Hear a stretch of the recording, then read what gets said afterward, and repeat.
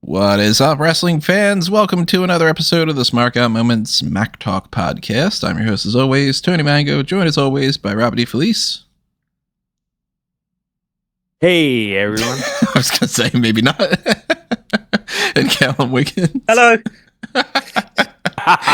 You dick. So we are going to do something a little different, but also not like, it's not the most drastically different thing in the world. It's not like, hey, look at that. Right, this episode's a Let's Play or something. We're still going to have a discussion about stuff. And this is kind of a going over kind of whatever, but I'm going to resurrect something that we had done before. There was a segment on the website called the Heat of the Moment tournament. And it was my attempt at creating a summer tournament because we had the Smark Madness tournament, blank in the summer, and then the Champs Giving in the fall. And I thought, maybe Heat of the Moment. I like that song. And, I think we tried it like twice. And the concept was essentially like, who are the best heels right now? It just didn't really work. In the grand scheme of things, the tournament idea, like that tournaments pretty much died off on Smark Out Moment 2 and end of an era, that kind of thing. But I always kind of liked the name, and we're trying about some ideas and stuff. So I don't know. This might end up being a thing. We're post SummerSlam. We're heading towards Heatwave. A lot of hot related stuff going on right now, but let's repurpose Heat of the Moment to be something a little different. Not just talk about the best heels in the companies right now. Let's talk about who's actually on fire, who's kind of cooled off a little bit, who's going to do some great stuff going forward, who's really like, the stock is kind of low. So we could have very easily done this as a redo of the Superstar stock market as well. And I don't know if you think that ends up being the better idea, then maybe we'll just repurpose it that way instead. But for now, we're going with Heat of the Moment. And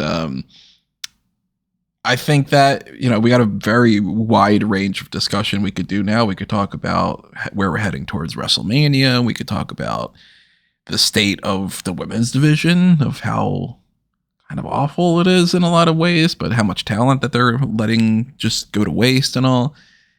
We're going to just kind of see where this goes and, have a very generalized discussion like that. So as per usual, it's not just us talking here. You guys are also listening. You're also a part of this. So you can't join in on the actual verbal side of it, but you can leave a comment below. And if you are on YouTube, obviously the comment section below is a spot to do that. If you're listening elsewhere, if you're on Spotify or something like that, you still got a voice, leave a comment there, go to smarkoutmoment.com. Or if you want to have like a central hub to just chat it up, we've got our Discord server. So pop on over to that and check out the different channels we've got on there. One of our more recent people, Rachel, thank you for popping up on there. We get new people coming in all the time, and obviously we welcome the whole community. If you are on YouTube, though, make sure that you help support us in all the different ways you got there. Totally free. Hit the like button. It's a great way to show your support. Hit the share button if you want to pass this around. If you got a little spare change, you want to help us out on the monetary side of things, pick up some merch on Redbubble or TeePublic, toss a little $1 or $2 or something our way through the thanks bar. You got the YouTube channel membership. We got the Patreon. Same exact tiers over on there, the Darkcast tier and so forth. So if you got the means to, help support us. It's greatly appreciated. So all that stuff's out of the way. Heat of the Moment. I am going to just toss out this as the first thing, I guess the first talking point. When I think what's hot right now, what's working, what's not working, I look at the state of the quartet, I guess I would refer to it as in WWE. It's very clear they, for the past year or two, maybe even longer than that, have been very stuck in their ways when it comes to, Triple H said it himself, there's no replacement for Cody, there's no replacement for Roman, there's no replacement for Punk, there's no replacement for Seth. And it's like, okay, we know that those are your four guys. It's very clear that they are, because they've been involved in literally every main event that's been going on. They've thrown other people in there, but when push comes to shove for WrestleMania, we've gotten the random offset of John Cena. That's a one-time thing that doesn't really count. It was Cody against Roman, Cody against Roman with Seth involved, Seth and Punk and Roman. We got Punk and Cody. We got Seth and Roman for SummerSlam. Like, we got those guys. They're fine. Right? Like, they're hot, but they're at the same time, like, we know what we got, and they're working it all out. I think that they're solid enough there. It's probably time that they can really actually put the foot to the pedal when it comes to Oba Femi and Brock Lesnar and Bron Breakker. Those two are the two that are like, all right, can we do it? Well, yeah. Well, I mean, anyone would agree with that. They're like two of the definitely standout ones. But if we're actually going to talk about who's hot and who's cold, are they actually hot? Like, maybe Oba is. I think there's a big distinction between the two of them. Yeah. Yeah, because Oba, at least, like, I think it's gotten, I don't say like derailed, but it's gotten like pushed to the side slightly because of the like winning King of the Ring, but still delaying on having that world title shot because seemingly they're moving on to LA Knight now to wrestle Roman Reigns. So we're just going to sit and wait, or they hope maybe they're hoping we forget he won King of the Ring and they're just going to try and roll around to the Royal Rumble and have him win that instead, and then he's got like double title shot. I do think that's actually their strategy, funny enough. Yeah. Because they, like, right now, I mean, Oba Femi wins King of the Ring. They specifically have had it for the past couple of years, and they specifically even mentioned it again to reiterate the point of King of the Ring wins the title shot for their brand. And then they changed it to be, it doesn't have to be for the brand. It could be for either championship, which is like, okay, fine. The Royal Rumble's for either championship. That's reasonable to change that. But then they didn't do anything with that because they ended up having EO on Raw challenge the Raw person. And Oba Femi did not challenge with the idea in mind that he would just get the, title shot right afterward. And they even said something akin to like, that'll be there. I'll pick up where I left off or something. And what's been the response afterward? It's been, let's fill some time with LA Knight. Let's tell this Solo Sikoa story. Let's build more tension with Jacob Fatu. And let's also throw luchadors from AAA in there.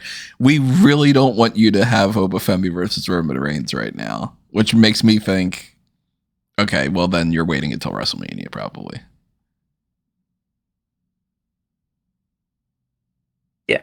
But at the end of the day, his trajectory is clearly upwards, regardless of what the situation is. The thing with Bron Breakker is slightly more, I don't want to say concerning, but like less clear, because he's now playing second or third fiddle in his own faction or tag team to this, this temporary love story between Austin Theory and Maxine Dupree.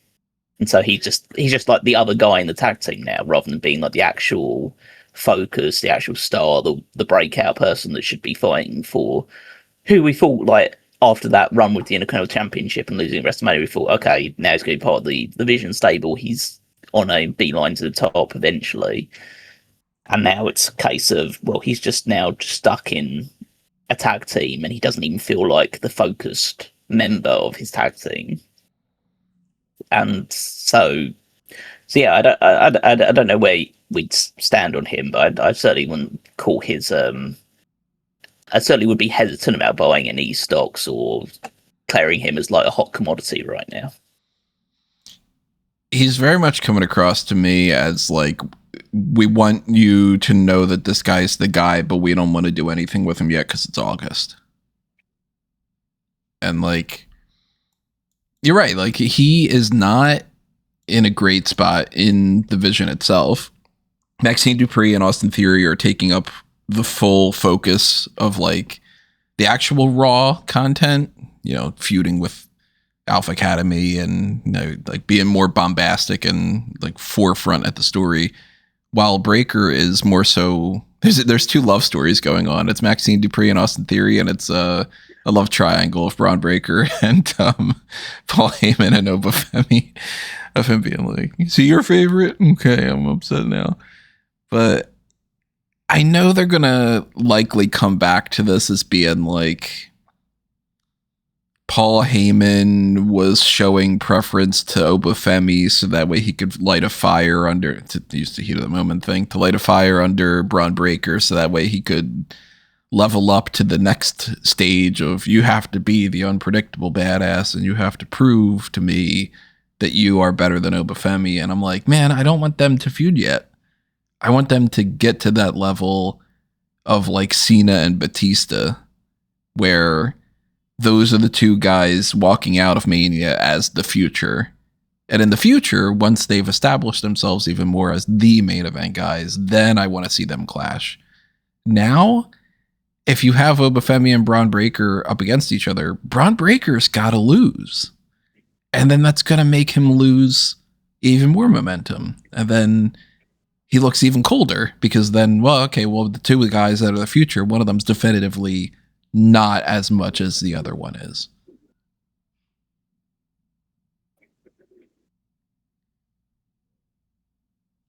I kind of feel like it's a mistake to do this feud right now. Do you agree, Rob? I think you had mentioned something about it, right? Well, I've been saying to you that I think it's a mistake to do this feud right now. And realistically, it's because of exactly what you said. They will have to make a decision right now, and the decision's obviously Oba, unless you think Oba's already over, we'll put Bron over Oba, that means Bron's over. And it's like, I really think that they should put one of them on SmackDown, and I would probably say Braun on SmackDown, because I think what they're doing with Oba, as stupid as it is, I think they're gonna have Oba just be like, "Hey Roman, I'm cashing in my King of the Ring shot at WrestleMania after the Rumble," and that's just gonna be how they get there, where it'll be like, well, he won a title shot 10 months ago or whatever it'll be at that point. But they keep saying he has a title shot he can use. They go back and forth. Sometimes they're like, oh, he gave up his shot. And then sometimes they're like, he has a title shot anytime he wants it. Which is probably their means of trying to just give themselves a little bit of an out. Like if they want to pull the trigger at any moment, with the injuries that are happening and stuff, if they want to just be like, look, he's got the title shot. We don't need to explain it. Please just give us this easy route. Then they'll probably do that. And then if they decide that they want to do the traditional Royal Rumble / Elimination Chamber, set up a number one contenders thing, then they could probably be like, well, we did say that he kind of gave it up. Like, I mean, even when it comes to something like the Solo Sikoa is going to be hand delivered to Roman Reigns next week, that's not saying Solo Sikoa is being forced to join the Bloodline. That's just, we're going to have an in-ring segment. But they already have, I can see that being exactly what it is, because literally that's what they're doing with Jacob. The being forced into the thing. Yeah. Yeah, he didn't want to be there, and now he's there, and now he's got Stockholm syndrome or whatever. Now he just fucking loves the Bloodline storyline. For whatever you want to say, whether you thought it was overrated before, it's so bad now. It makes so little sense now that I don't even know what they're doing or why they're doing it.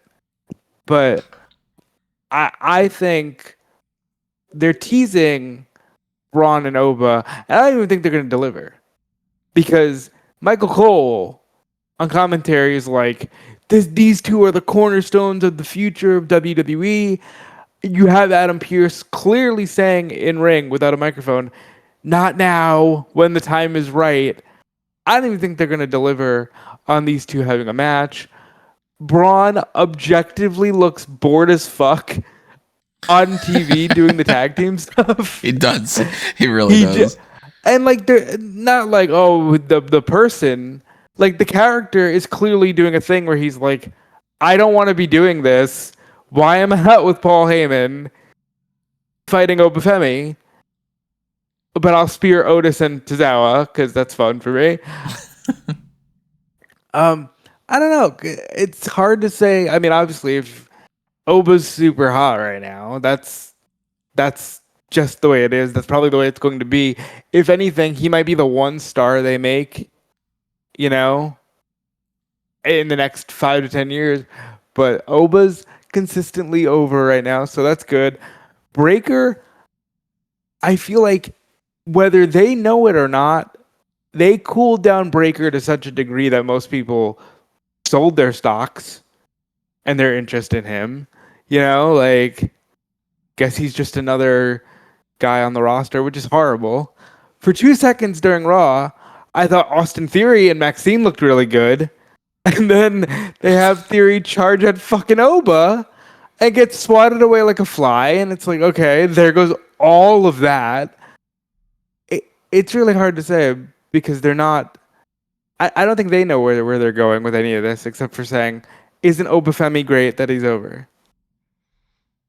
I do feel like they're very hesitant to make any decisions right now, and I don't blame them if that's the case because of the past bunch of WrestleManias. Nothing has gone their way, and it's almost been like, at a certain point, once they make a decision, then something happens.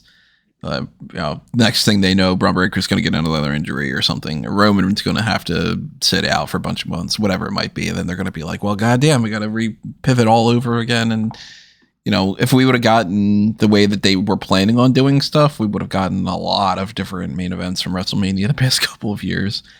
But I've got a very, out there theory that I'm baking on right now. And this is very tinfoil hat. Probably in that unbelievable, you're just kind of coping and tossing out something that sounds ridiculous and it's not going to actually happen kind of conspiracy theory. But last night made me think Solo Sikoa is a babyface. Come on, this guy is a babyface right now.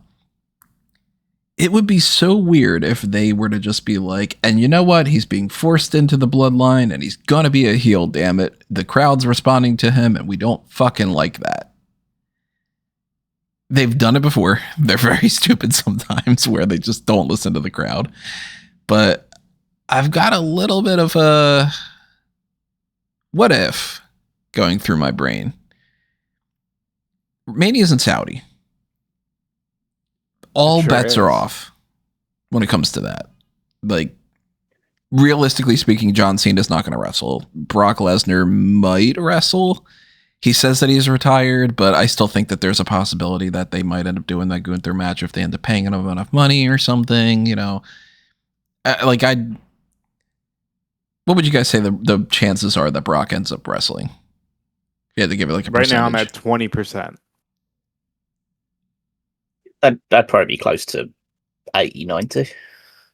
I'm a little 50-50. I'm like, if they could think of something else to do with Gunther, then I think that they will, and then they just won't do, a Brock thing. But I could see him going into the Hall of Fame and stuff. But the Rock's definitely going. I have him definitely going in the Hall of Fame. I just don't think he's wrestling. Yeah, the Rock element of this whole thing is it's always a possibility, and I'm starting to kind of formulate in my brain this idea of if I were to book WrestleMania now, if I could get The Rock for Saudi,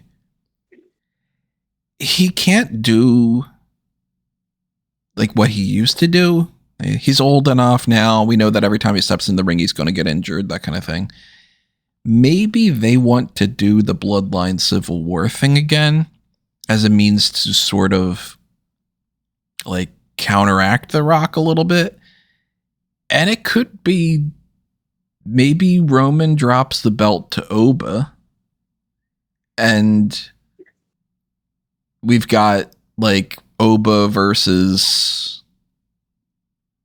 I mean, maybe it's Oba versus Braun if they want to do like Punk and Cody for the other night, because they did set that up as another like, whenever you want to do this again, just say when.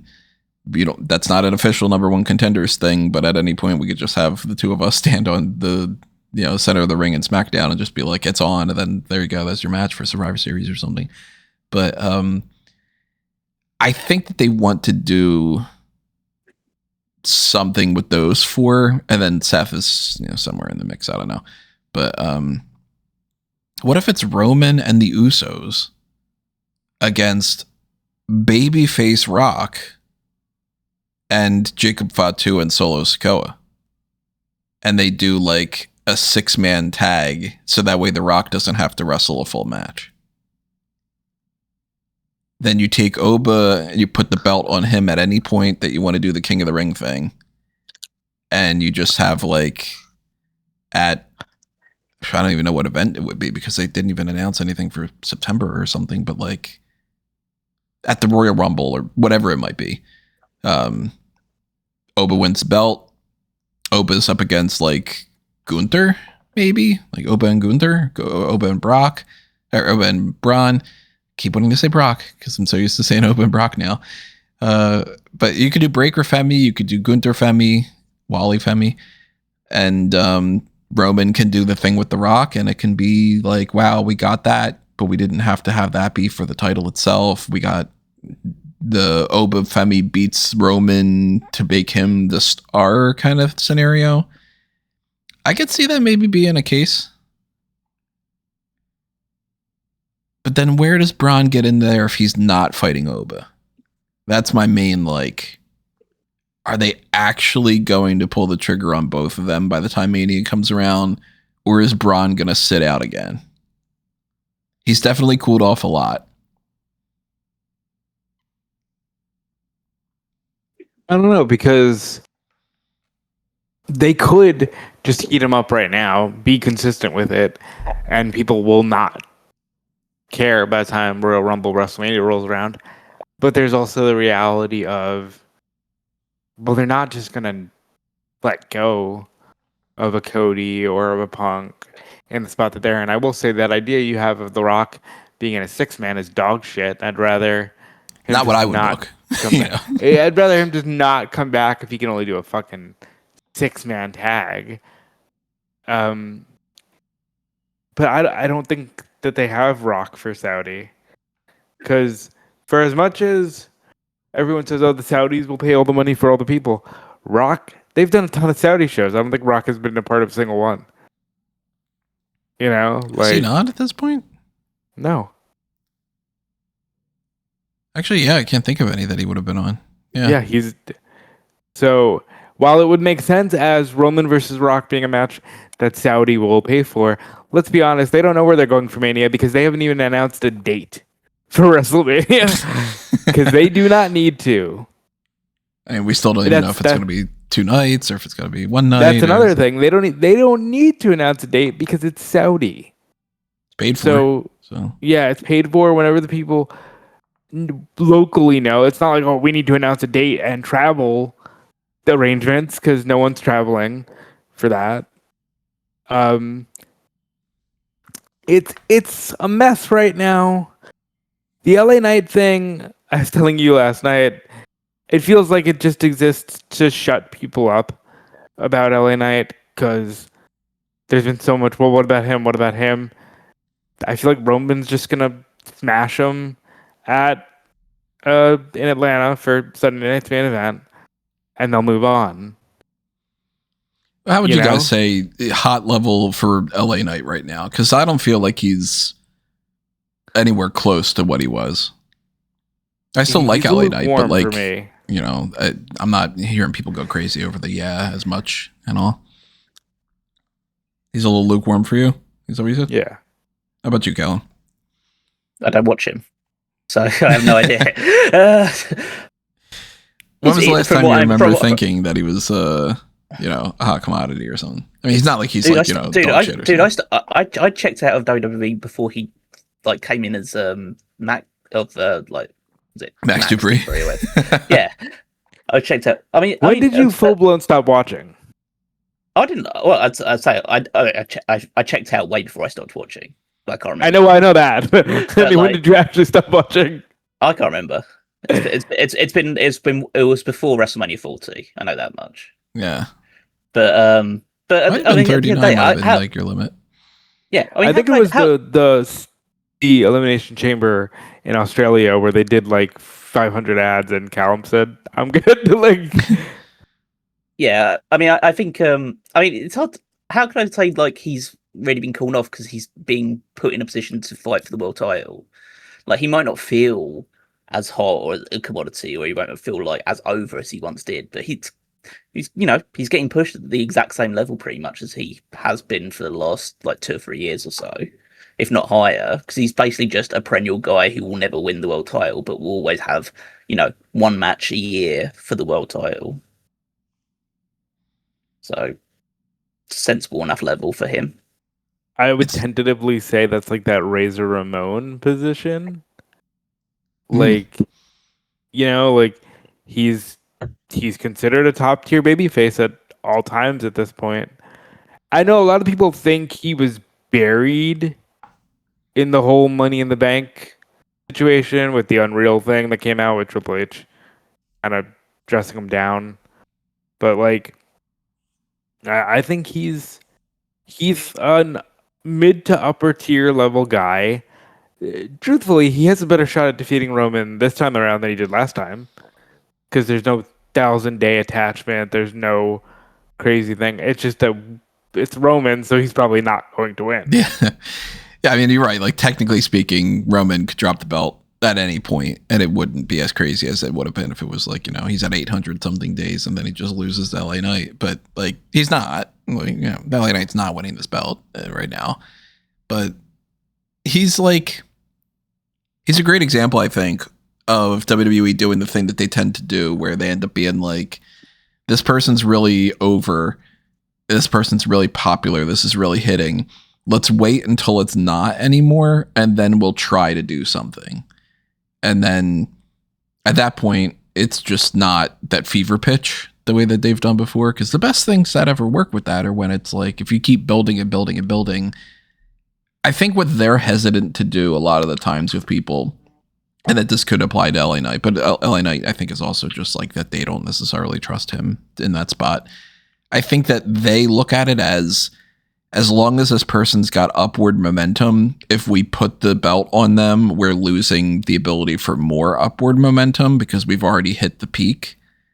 So I think that they constantly want to like edge the audience, not to make it sexual, but like, I think that they're always right, like, because I mean, you kind of have to edge the audience in some ways. Like, you want to tease things, that's what cliffhangers are for, to get you to the next season, like that kind of idea. But like, I think what they fail at doing is realizing that if something's already, like, to use the phrases of like the hot and cold and whatever, if somebody's boiling hot and it's like, this is around the range of as hot as it's going to get, you can't really boil more and have it be like that much of a difference.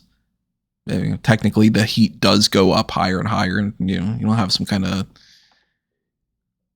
nuclear explosion going on every time you boil some pasta, but like, when you boil something, it's already hot enough, and there's a range of where you can just keep it at that level. And I think Roman's a good example of like tribal chief type of hot level, stayed around that for a good couple of years. But LA Knight was way more of a talking point 3 years ago than he is now. And if they were to try to put the belt on him now and expect that it would be just as much of a reaction, it's just not the same. So I think their mistake a lot of the times is waiting until it starts to cool down, and then they try to go like, maybe we can just give it a shot in the arm. And then when it doesn't end up reaching that fever pitch of what it was before, then they look at that as the person failed, as opposed to that they failed that person with that system. So I don't want them to do that with Braun. I don't want them to do that with, I mean, LA Knight. Like, I like LA Knight. I don't think he should necessarily be some like multi-time world champion right now, but Razor Ramon never won that title, and he should have maybe at some point. And they have their favorites. They've got the people that they're interested in, and sometimes you got to like look outside the box a little bit. Like, I'm a little bit worried about the Solo Sikoa babyface stuff, as like this seems to be going over pretty well with the crowd. Why not maybe like start heading towards he gets like an Intercontinental title run in the future or something? Or maybe like, I don't know, we could put some kind of belt on Solo. Maybe Solo and Jacob win the tag team titles off the Vision instead of just feuding with baby faces, you know, like that kind of, I don't know, but it does seem to me like, as far as like who they're interested in, if we could force them with a truth serum to say, you know, who's hot, who's cold right now, it kind of feels like they would say that 80% of the roster is cold. And that's not even including like NXT. NXT is another whole. If we get into NXT on the side of things, the Grayson Waller element of this whole thing, it's going to explode this discussion. But well, like as far as, you know, just the men's Raw side of it, I would say obviously Oba Femi is your example of super duper hot. You know, I'd argue some we haven't talked about yet, but is there anyone cooler right now, just ice cold, than Dom on the main roster? Because that's a guy who felt like he was being positioned for some big things. Like last year, he fought John Cena a couple times. I think he had 3 of Cena's 4 last matches. He did get hurt, and I understand that, you know, kind of forces things to cool off. But still, like, either he pissed somebody off, or at some point this year, Dragon Lee made somebody really happy because his stocks have just come through the ceiling, while Dom seems to be a pin eater again. And I don't love that. Dom's a weird case. Something's going on there for sure. But he's like, I don't know. They're putting more attention on AAA than they've done. And he's the main champion of AAA. For now. But up until Triple Mania, probably. But they do kind of seem to be a little bit like punishing him. Do you get that kind of impression too, Callum? He's like sort of, I don't know, like maybe not punishing isn't the right word, but like something's a little up there, right? No, I don't think so. No?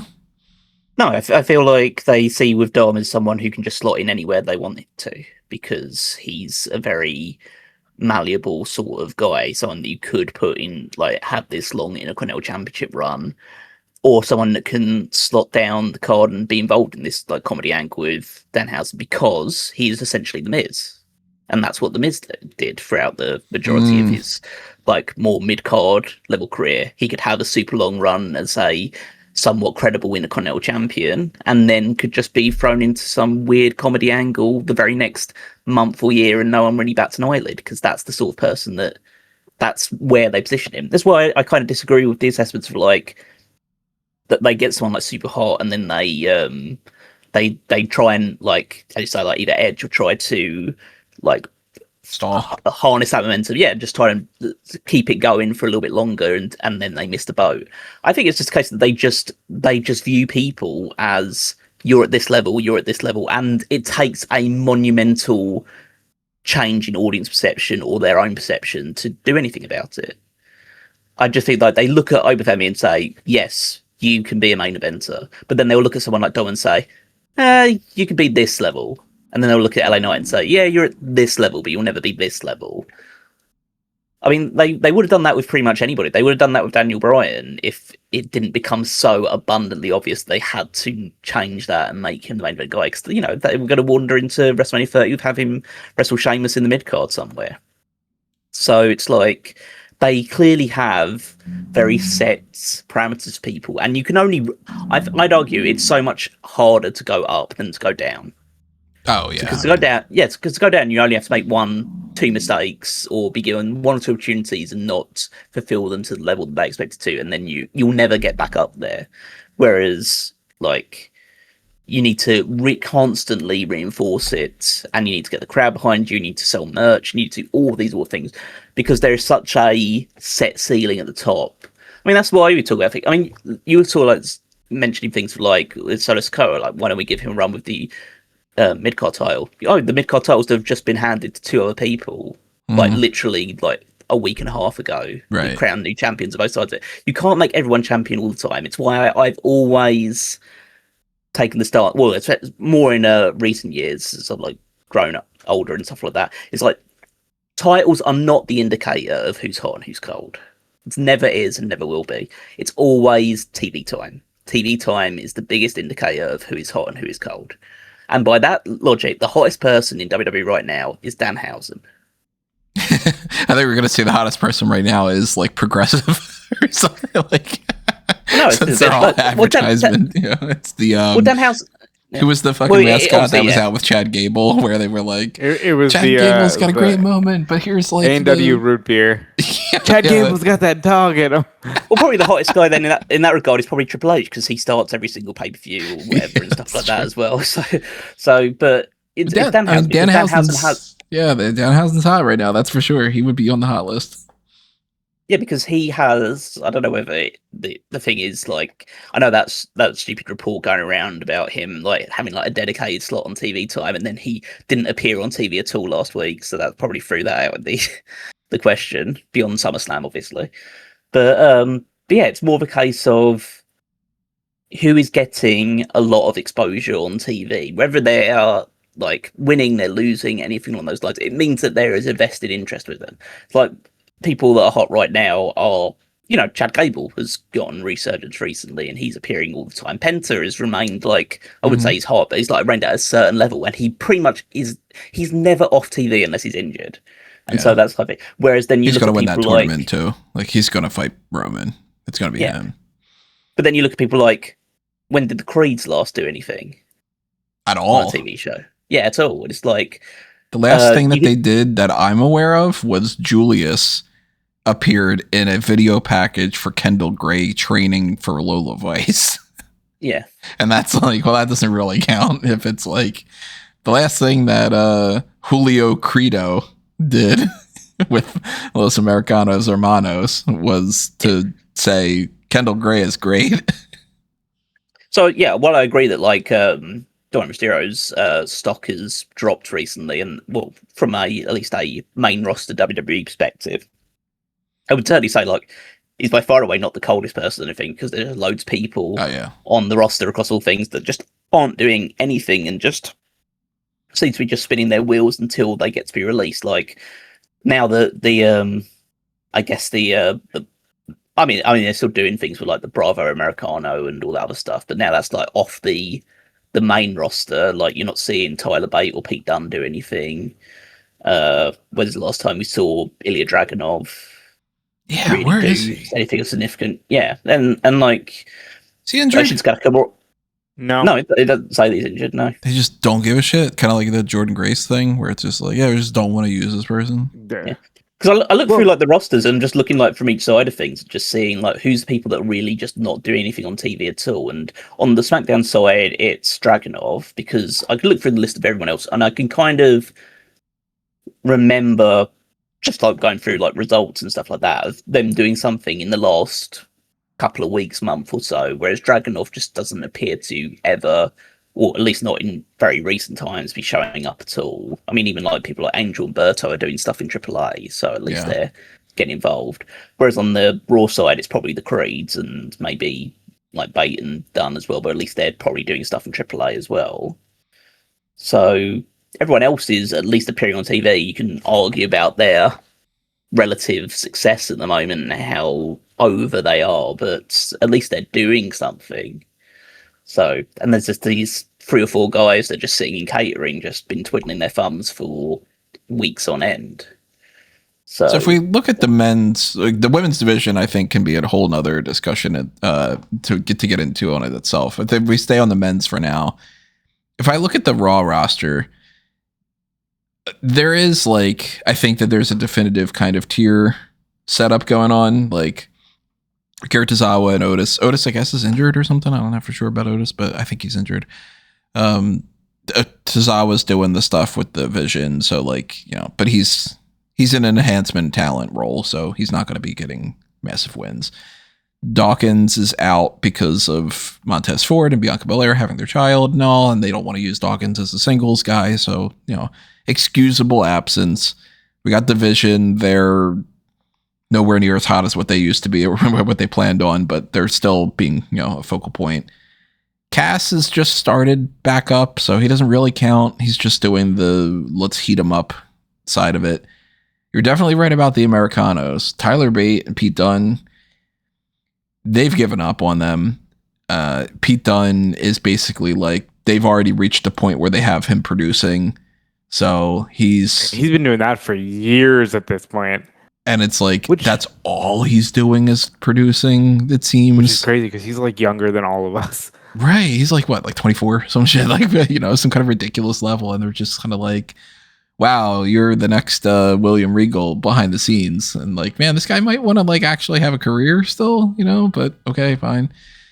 And then like Bronson Reed's injured. You can't really count him. Cruz del Toro and Joaquin Wilde are just in AAA.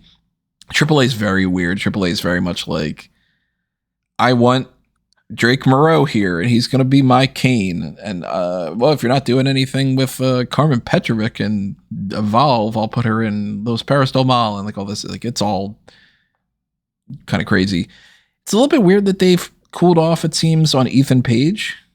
He hasn't really done anything for the past, like, couple weeks or so. Rusev was just, like, his guy Friday for a little bit, and they're not doing anything to fight for, like, tag team titles. They're not a focal point right now for the Intercontinental title because they're doing this whole thing with, you know, Chad Gable's just building up a little bit of steam, and Big Cass is in the mix, and Javon, they've kind of given up a little bit of like not putting him at the forefront.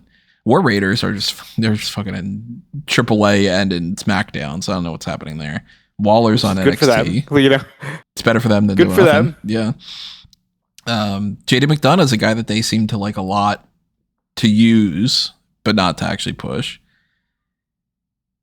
It's basically the Raw roster. I mean, Rollins is like MIA, but he was just in the title shot. So, and I'll just touch on this real quick because I did a whole piece on the Wrestling Apologist about, hey, what can Rollins do now? Assuming Rollins is a workhorse, you know, like maybe he'll take this chance to put over someone new, maybe an Ethan Page or an Oba Femi or even a Javon. And it's like, okay, Rollins is probably just going to be the guy who is just on the shelf until it's time to build the Survivor Series. And that also sucks because Callum is right. The biggest indicator of who's hot is TV time, but they also openly tell you that TV time and in-ring time, if you're a top star, you shouldn't really be on TV every week, right? Like, that's the whole thing. That's why they have Liv Morgan openly being like, haha, yeah, I'm too good to wrestle. And it's strange, but like that is the new strategy. That Simpsons thing of whenever Poochie's not on screen, somebody should be asking, where's Poochie? Like, Roman isn't going to pop up on Raw every week, but he's our main character, so we should still make the story revolve around Roman, and then we can advertise that Roman gets to return next week, and then the whole episode of Raw next week is going to be like, oh man, Roman's going to be here for an hour and a half of like, remember, we can talk about Roman, and then when he shows up, Roman's here, he's here for his promo, he does 2 of these a month, like that kind of thing. But you're right, like, yeah, the TV time thing is definitely a major factor because whether you win or you lose, you still can get some wins. And, like, Sami Zayn is losing right now, but he is very clearly a focal point.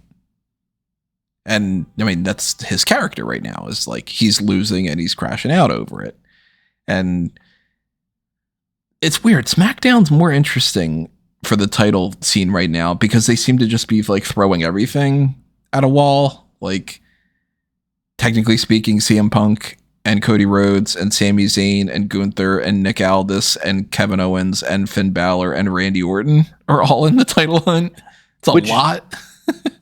Which, like, for me, for my personal interest in wrestling, that's the way I like my scene. I like my championship scene completely packed. I like the idea that you can literally go with, well, Randy screwed over Cody, but Punk's also mad at Randy, but there's still the lingering WrestleMania match between Randy and Kevin. And Gunther hasn't gotten a one-on-one title shot yet. And Sami Zayn's been screwed. I like that more than anything they're doing on Raw. Me too. Is that kind of where your speed too, Callum? Oh yeah, I mean, that's one of the big things that I've praised AEW for this year is how they've got multiple people involved in the title picture throughout the year. Like that's what you should be doing. You should be making your world title, and that doesn't just apply to the men's one as well. I know we'll get into the women's soon. You should be making your world titles the focal point of everything that you're talking about, and everyone should be interested in those titles, even if they're pursuing other belts. That should be, that should be the main thing that you're driving interest in, and they have done a good job of that. It's just the issue being that it's always the same people, pretty much. Well, go ahead. And I was gonna say, like, I think this is a much better starting point than what was going on before, which was literally just, I don't know, it's Cody and someone, and it's Roman and some, like I hope they keep this momentum from now through Mania. Me too, because it also gives them more options of what to do when it comes to Mania if they end up having some kind of injury stuff. Because if you do, like, it's very clear we're going to do Cody and Punk, then one of them gets injured, at least you've got, okay, there's a built-in thing with this person and that person, and, you can, not that it would be something that I would book, but, like, let's say you get to February and Punk is injured. Okay, well, you can put the belt on Randy and he could fight Cody, or he could fight Kevin, or they could do a triple threat, or they could do, the Finn Balor finally gets the big push that everybody's kind of hoping for because he's like hovering around there, or, Sami Zayn can win Money in the Bank. And then it's like, all right, Sami Zayn's got this opportunity that at any moment he can cash in, and he's a very, like, heel weasel type of character that thinks that he's getting screwed over and all that, and we can, at any moment, Sami Zayn can do that. Or where the hell's Drew McIntyre for that matter? Oh wait, he's filming Highlander, right? I think that's why he's MIA. They might still be filming that. I think he got like an immediate movie role after Highlander. He might bounce from the one to the other. And then I think that just finished. At some point, I'm going to have to check out that movie because Highlander #1's ridiculous. So never saw the other ones. I don't know if you leave a comment below if you think I should bother to watch the other Highlander. I only ever saw the one with Edge in it, and like there's Edges in one of them. Yeah, he's basically a brief cameo in one of the Highlander movies. Huh. Like, I'm talking like real young, like when he just getting started in WWE. Oh, wow. Yeah, did not know that. But yeah, they have and there's tiers to things, somebody could be really hot, but they're in the mid card. Somebody could be really hot, but they're in the tag team division, that kind of thing. But generally speaking, like, all right, they know that they got something with Trick Williams here. He dropped the belt to Baron Corbin. A lot of people immediately go straight to anytime that somebody doesn't win something, they're immediately being buried, which is ridiculous. And it's like, Trick's not being buried. He lost to a guy that's bigger than him that is making his comeback, and, maybe Trick wins Money in the Bank and this sets him up for that. But like, as far as like people that are ice cold, man, Ricky Saints, that's not working out, man. Yeah, so I'm not so sure Tony fumbled now. Yeah, it's kind of, he had like 3 matches on SmackDown, and they've already decided that like you're in the main event scene, and we don't mean the main event of SmackDown. You're in main event. That'd be an awesome way to tell someone they're going, hey, you're in the hey, guess what? You're in the main event picture. Really? That's not what I had in mind. There's 3 main events. They're like, you're in the main event. Oh, the main event of the pay-per-view? No. You mean you're in the main event of main event. You mean I'm gonna be on main event? And they're like, no, you're gonna lose to main event Jey Uso. Yeah, Ricky Saints is a guy that, like, as far as hot or cold, is like, man, he's not even lukewarm right now. He might as well be injured, and he would be probably better off right for his career. Because then at least then you could make a comeback and be like, oh, okay, well, he had an excuse to not be around.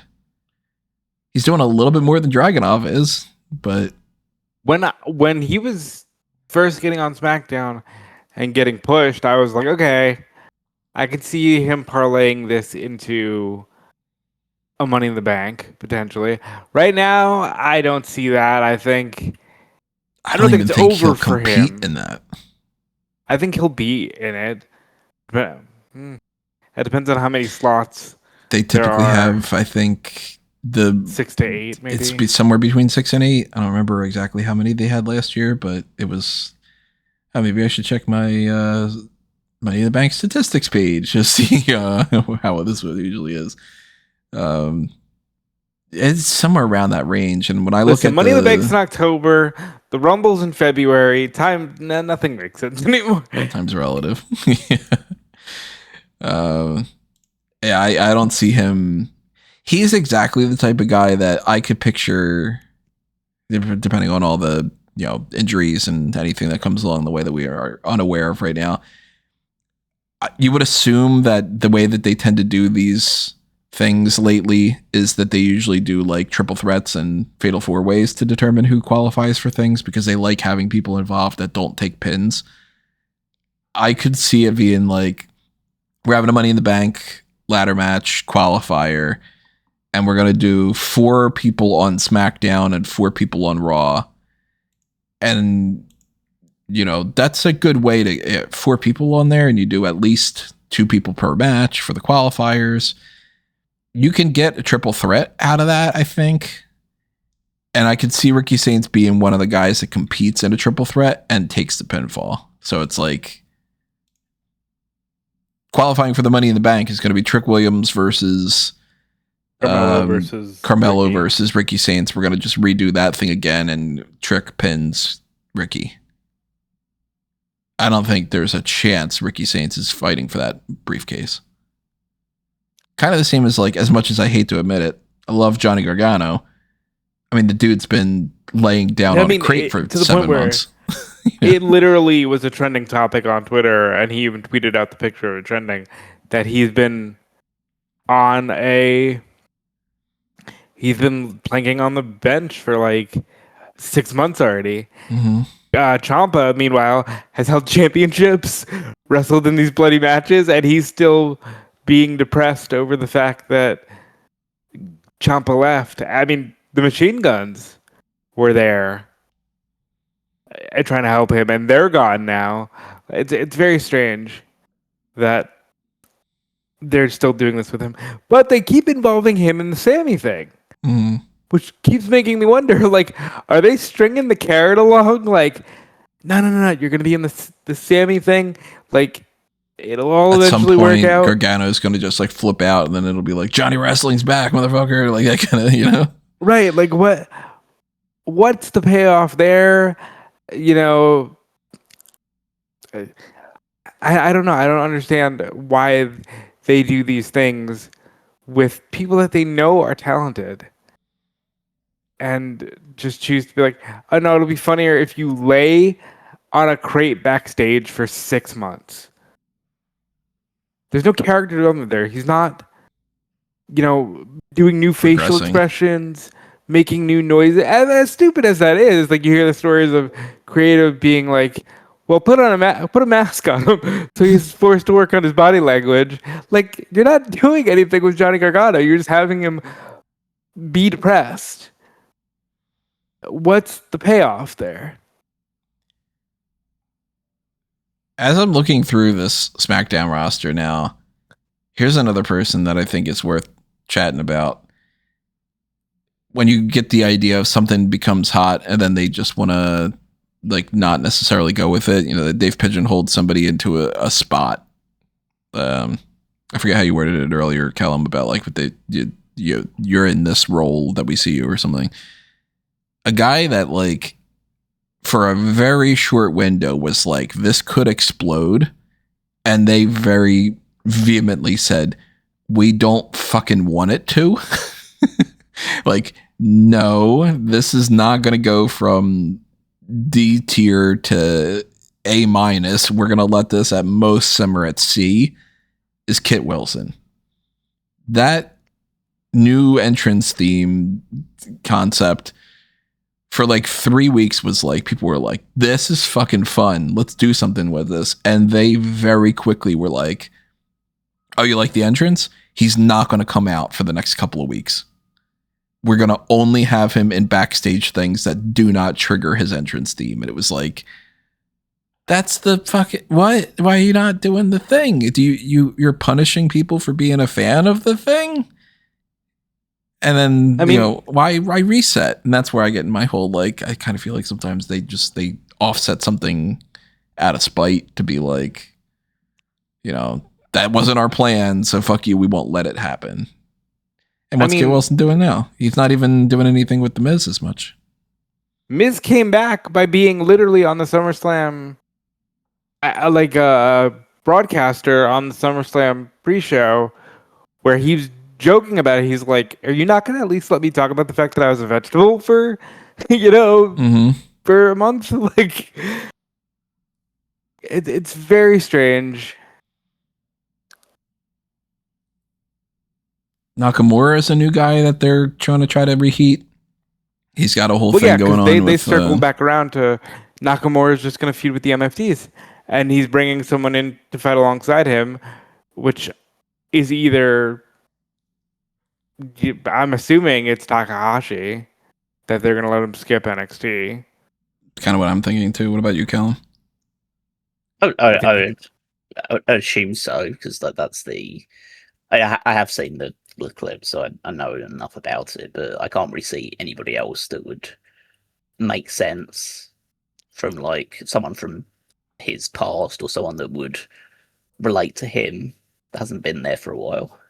It would be fucking hilarious if it's like, I'm bringing in somebody, this person's going to be my tag team partner, he and I are warriors, whatever. It's Rick Boogs.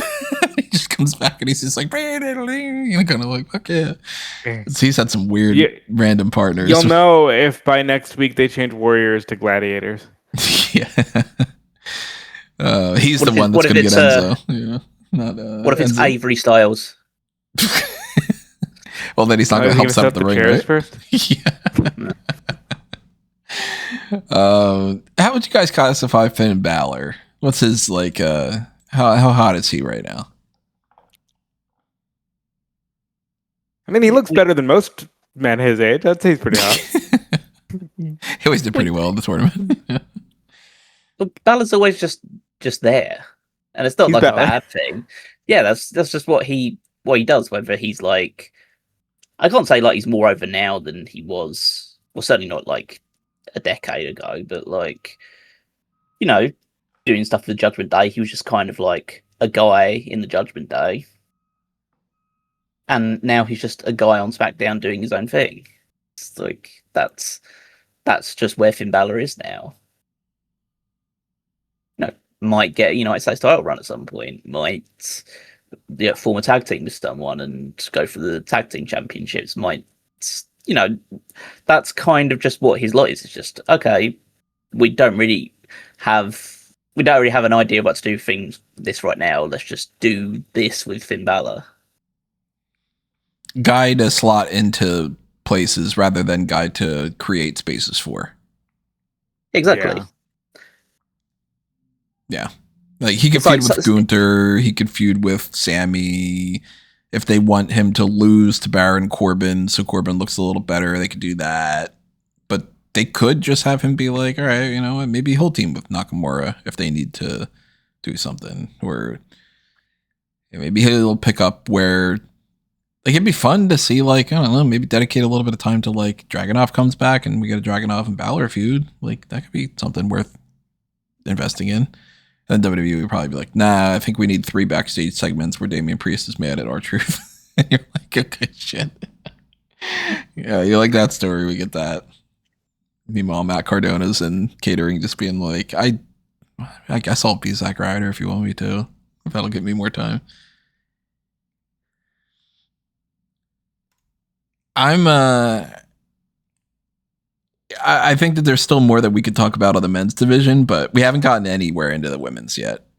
And that's another whole, like, there's so much to unpack there.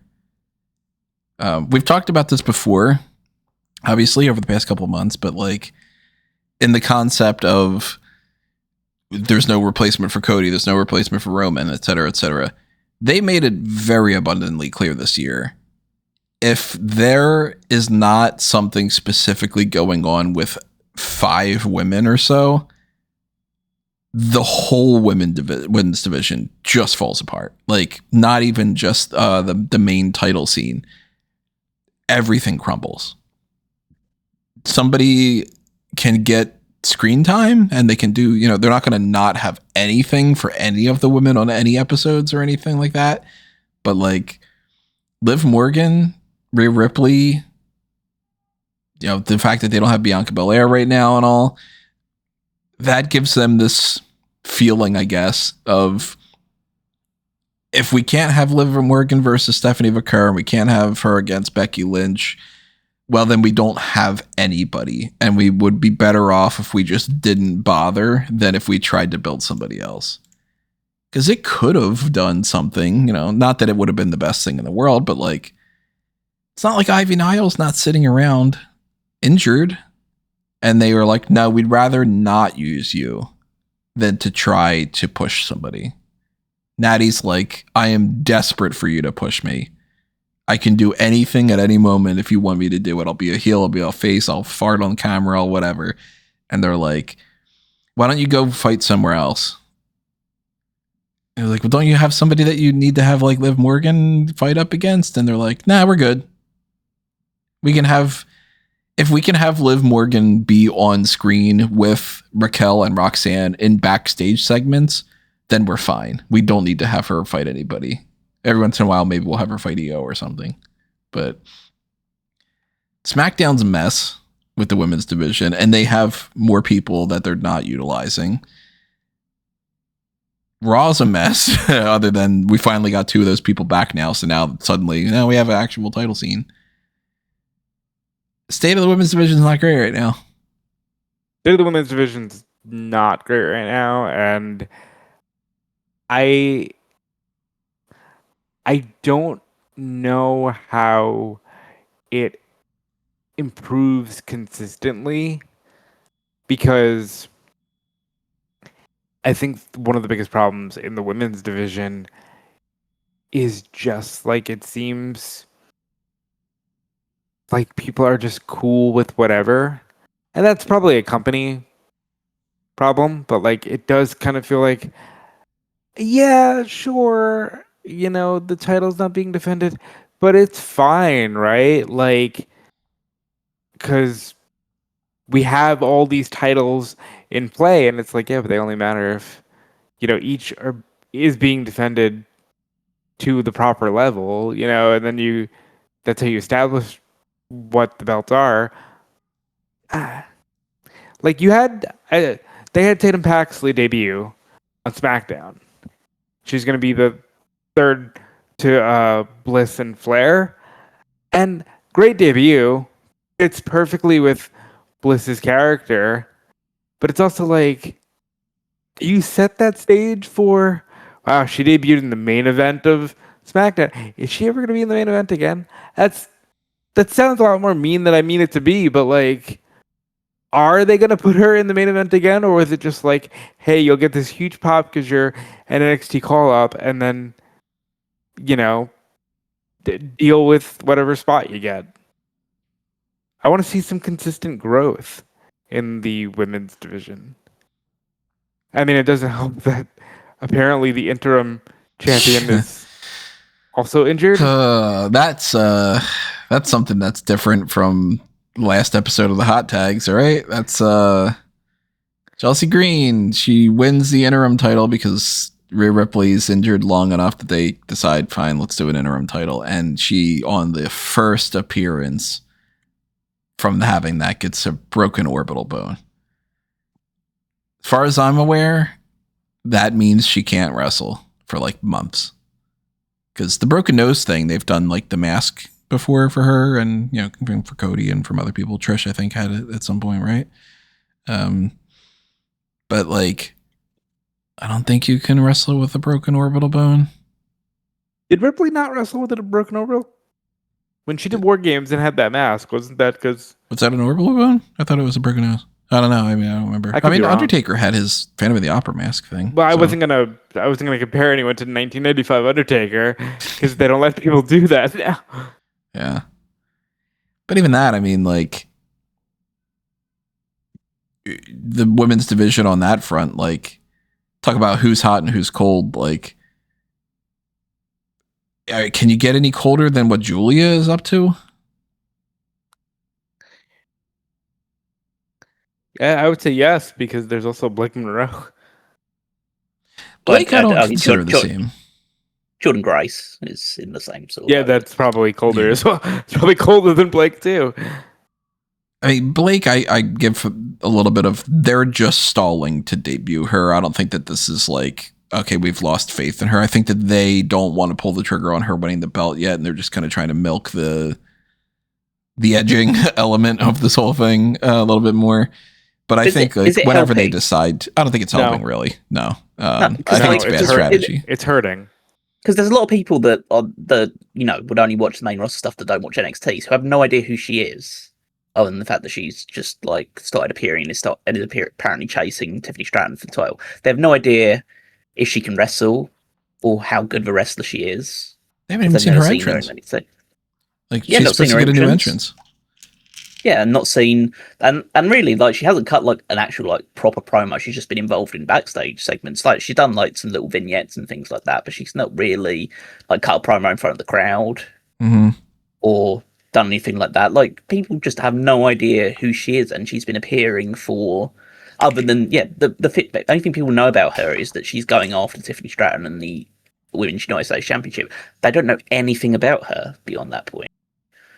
If you hadn't watched NXT, and even if you watched NXT, it's not like the greatest sample size of the stuff. And then if you watched AEW, you know a bit more about it. And if you watch AEW, you're probably either a fan who is upset by what they're doing, or you were a fan and now you're laughing because she left the company you enjoy and is getting treated like this. I don't think that's anywhere near as bad though as Julia and Jordan Grace. No, and Kiana for that matter, and some of the I mean, like Piper Niven's injured, we can't count her. B-Fab's B-Fab. She's never gonna. B-Fab's on TV every week. Yeah. But they're doing she's enhancement, kind of like Akira Tozawa. Like B-Fab's not gonna be like a push scenario, but she's on TV all the time, and she gets she and Michin are there for a support role. So it's as far as I've seen, they win every single tag match they have. They have been winning quite a bit of those, haven't they? Yeah, I was going to say, B-Fab's doing great. What the hell is I say I do like the power rankings of the API. I really pay attention to his results, and they just keep beating Tiffany Stratton and Chelsea Green like a drum every single time they fight each other. So it's like, I think that they're definitely in a stronger position than a lot of people in the roster. Like stronger than Candice, for instance.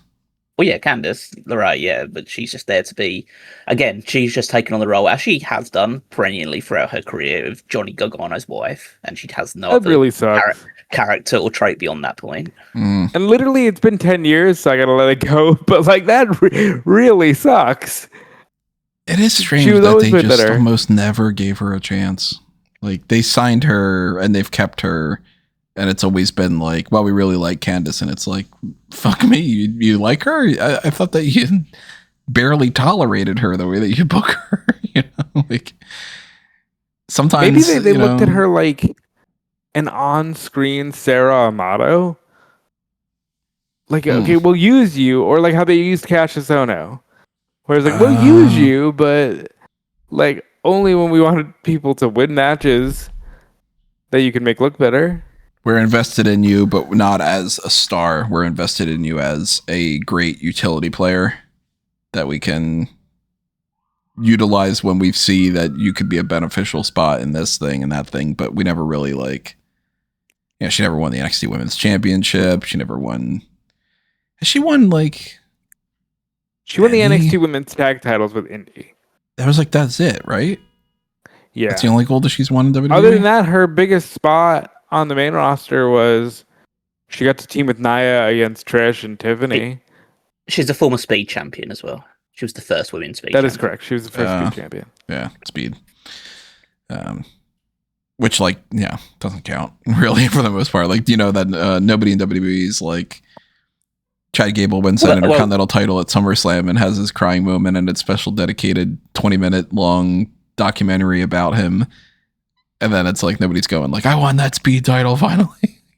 Well, I mean, that Speed title's still alive and the NXT Women's title isn't, so tag title isn't, so maybe it does mean more than the women's tag titles that she won. I actually like it better now as an enhancement on NXT as opposed to the weird thing it started as. Yeah, me too. It's kind of filling the spot of a cruiserweight thing a little bit. It's a tertiary belt in some ways. But they clearly have some people that they are invested in. They like Fatal Influence, but they're keeping it a little slow for them. They're not going to push them to the moon straight to immediately Jace Jane wins the title, but they've been on the roster for how long, and they've won the tag titles. So they're working their way up there. They're building some heat there. Tatum, I don't know. It's been one crossbody, and that's it. That's all we've seen. A little bit weird that she's on SmackDown and kind of with Lyra. With Alexa and with Charlotte instead of Lyra. Yeah, it's a little strange. Well, because Lyra's heel now, so they can't. If they're going to keep taking babyface, they've got to keep her away from Lyra for the time being. She could have been she could have been a heel because she could have been Lyra's psycho heel friend. But like I was telling Tony when she debuted, I get the vibe now that they try as best as possible to keep NXT. NXT's its own universe. You know what I mean? No one's going to say, well, Oba Femi lost to Tony D'Angelo. No, he didn't. You know what I mean? Well, that never happened. I agree with that, but I also feel like NXT's proven that Tatum only really works as a babyface. That is true. That's why I'm okay with it. I like the idea of her and Bliss being a tag team. They can do the doll gimmick. You know, how Tatum makes dolls with friends and stuff. I like that. Once they do the usual thing where they will keep people in NXT probably longer than they do because they want to test out whether you're better as a heel or babyface and give them different characters with that regard. And from what I recall, again, not actively watching NXT that much in the last few years anyway, but she never really seemed to have much character identity. She was just a different flavor of crazy when she was a heel. She got a lot better. I think she got a lot better. I think her character, unfortunately, in some ways, really took off when they fired Shotzi and Priscilla Kelly. Because after that, she started really connecting with the audience, and it worked better because of that. And I think she's developed better in the last couple of years to where, I can see her being a reliable character in this role as a sidekick to Bliss and Charlotte. She kind of when she first came in, she was a part of that whole trying to join Diamond Mine. There's a name. She was the most generic woman. Yeah, in terms of just presentation. Just another girl. I credit her for being able to grow out of that. She really was just, I don't know, maybe I'll team with Ivy. The bland, she had something to her, but it was okay, she's just another brunette on the roster. She's just another girl. And then they started to do more of the, I don't really have any friends, and I'm going to be more on that gothy side of things, which, how many times did we have to do the, if you're not the Barbie doll, you're the, it's the all chicks and the Barbies. It's just over and over and over again. But like I've got a group now. I finally have a group of friends that's going to stick around after a year or two of like, I don't have any friends. And the Lyra story was part of the whole friend thing. Then they finally give her a bunch of friends and then they fire all of them and her husband. And then it was like, okay, well, let's try to figure out something else to do. And that led to the Izzy Dame thing and all. That was probably the peak of where like the fandom was really hot behind her, was probably around that time frame with like the Izzy Dame stuff and her turning and becoming the champion for 2 weeks or whatever it was. But the they've had a reset for Tatum, so like right now she would be a hot topic, but she just debuted on the main roster last week, so I'm like, all right, let's push her off to the side and not worry about her yet. They could keep pushing her. She could win a mid-card title in the next couple months maybe or something. I don't think she's winning the interim championship or something, but it's just, when you look at certain people and you're like, all right, Jade, they'll always figure out something to do something with her. Charlotte, perennial in the mix. Nia tends to stick around. They tend to do stuff with her, but like, wow, they really don't like Julia all that much, do they? And they fucking seem to hate Jordynne Grace. Like Jordynne Grace was like, we can't wait to have you on our roster. We really, really like you. We're going to push you so much. Oh, you signed that paper? Well, now we don't give a shit about you. And that's been a regular thing for her, literally her entire WWE career so far. They signed her, and immediately on NXT, it was like, yeah, now you're not going to win anything ever. And I don't get that, because if they would have capitalized on the heat that she had when she first was hanging around here, she was part of TNA and all, they could have gotten Jordynne Grace versus Rhea Ripley at WrestleMania. They could have gotten Jordynne Grace versus Bianca Belair, Jordynne Grace versus Charlotte Flair. Like, all of these could have been major selling points for the women's division.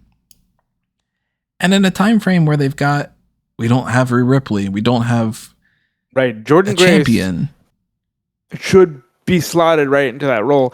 And there's nothing, this isn't like when Callum says that I ruined Deonna because I oversold Deonna to him. Like, this is simply book Jordynne Grace like the star that she is, because you need her right now. You need someone who can just carry a women's division, and she has experience doing that.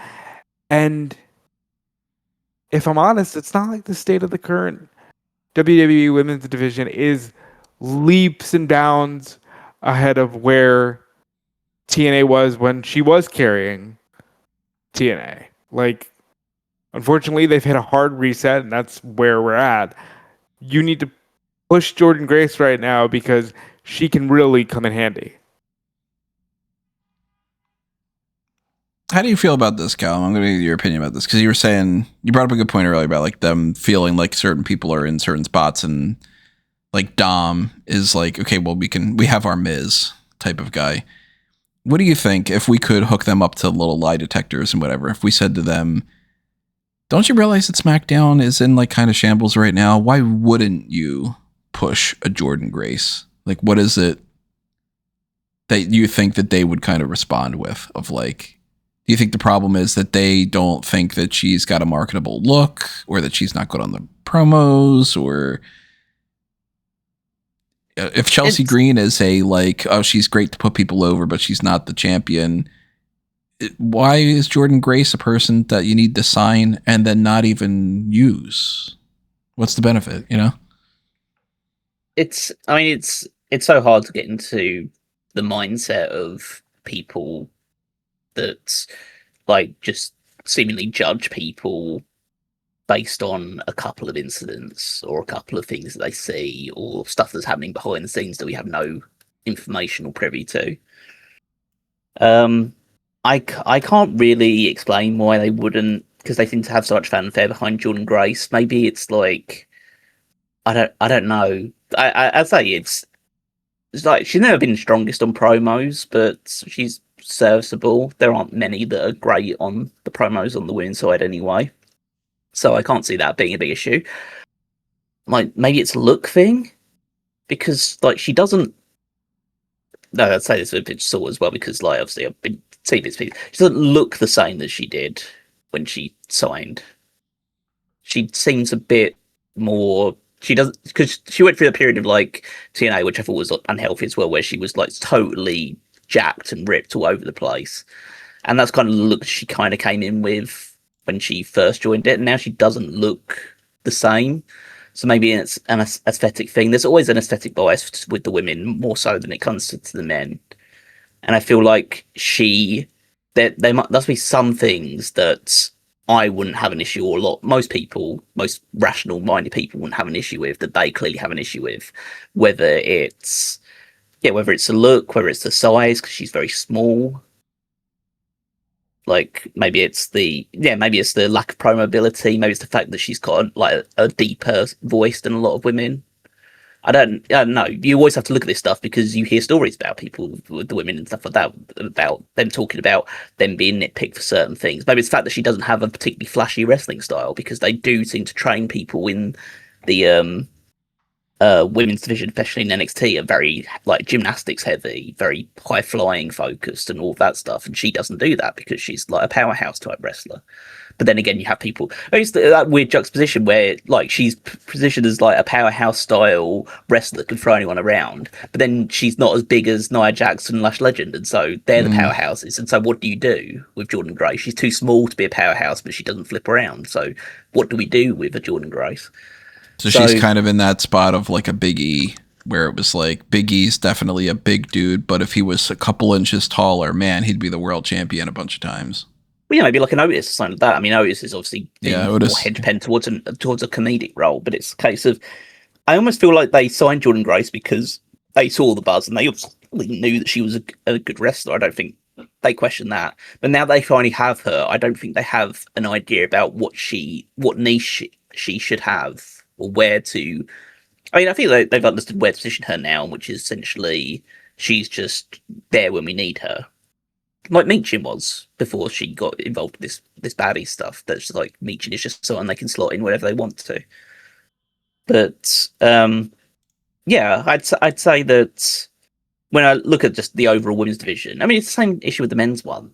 That, I mean, you mentioned it right at the top of it. There's a bunch of women, like probably a collection of like half a dozen or so across both Raw and SmackDown, who they care about and who they see value in.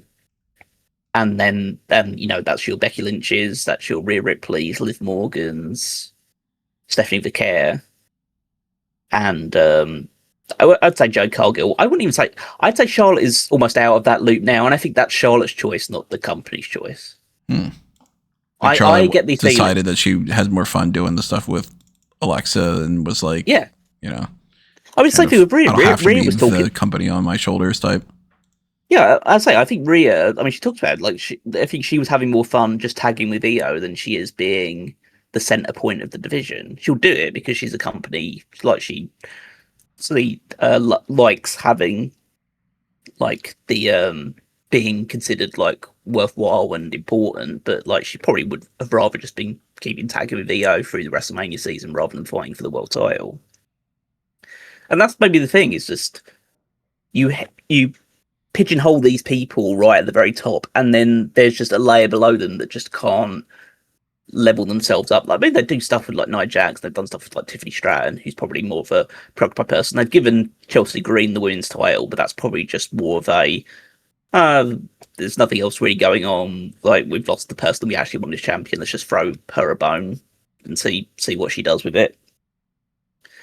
And there are definitely other people on the roster that they could be doing more with, or at least elevating more. I think that they're doing the right stuff with Fatal Influence, and they'll probably end up fine. But then again, if you're just building like this whole rivalry now around Nikki Bella versus Paige in the year of our Lord 2026, like what chance does any like newcomer woman have to really ascend the ranks if that's all you're going to care about is just rehashing a feud which hit its peak in 2015 at WrestleMania 31.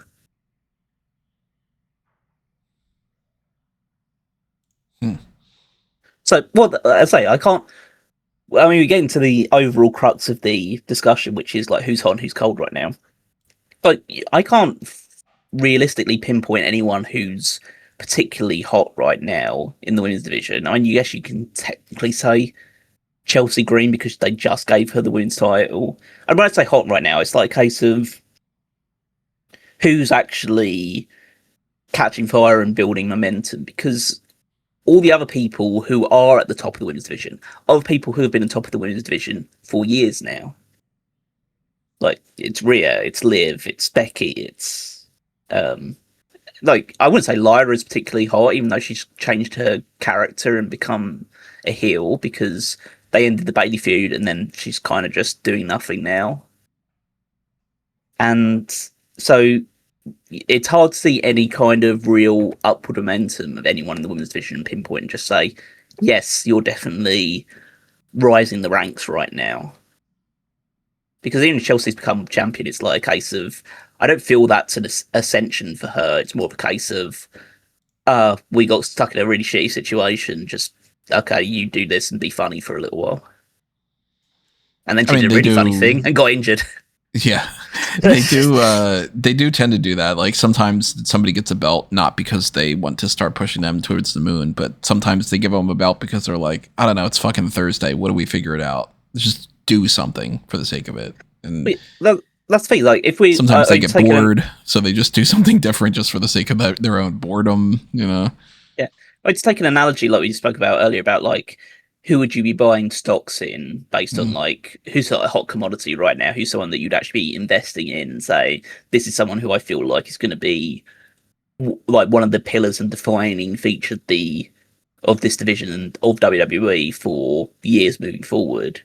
Like, I'd be hard pressed to choose anyone in the women's division who isn't already in that role. As far as like building somebody to be like the next, like we had our 4 horsewomen. And like that's an era that has already passed by. Bayley's out of the fucking company. Like, she's gone. Sasha's been gone. Becky is, a top person in there, but like she's been the top person for 10 years. So it's like, not at all. More than that at this point. So, that's nothing super duper crazy. And Charlotte and all. Rhea Ripley and Bianca Belair. Bianca's been MIA for her hand injury and then now pregnancy. So there's a window of like a 3-year type of time frame for Bianca of like not continuing that. But she had already won pretty much everything. She had already done like everything. She, records in Royal Rumble stuff, WrestleMania wins, all that. There's that era of Bianca and Rhea. And then, like, who is the go-to right now? Because they could be building up somebody like a JC. They could be building up a Blake Monroe. They could be building a Roxanne, but they seem very hesitant to want to actually put them in that spot again. And that could kind of go back into what we were talking about with the men's. Like, they could be looking at this as like, we don't know how much longer we've got Punk. If we don't use Punk in the main event as much as we possibly can to get the last couple of years out of him, we're going to be regretting it. But at some point you have to use, well, then why can't Punk go up against the new guys and then have him put them over so that way when he does leave, maybe that step is like we bridged the gap a little bit as opposed to, do we really need Paige to feud with the Bellas right now? Can't Paige be feuding with somebody else? And can't the Bellas be feuding with somebody else? Do they need to do a story of the people from the Divas division against each other as one of the focal points? I would have rather have seen, instead of the Bellas turning on Paige, and then of course the injury is another fucking thing, but like, I would have rather have seen the Bellas up against Tiffany and Chelsea than up against Paige and somebody else. And I don't really necessarily care to see Paige against anybody to be like, wow, I'm excited about this Paige and Julia feud or something. But like, if I'm given the option of a Paige versus Nikki Bella match in 2026 or Paige against Bliss, at least they didn't really interact with each other. Maybe Paige can do something with Kiana James, who's just sitting around and doing nothing. Maybe there's a feud there, It becomes the question of like, with this situation where you have Rhea's now out injured, Becky's been in and out for the entire year, since she lost the IC title to Sol Ruka, she's been away for a while. Stephanie Kerr was out for a while. She's obviously just come back now. And Bianca's been away for ages. Charlotte seemingly doesn't want to or isn't too interested in being involved in the main event division right now.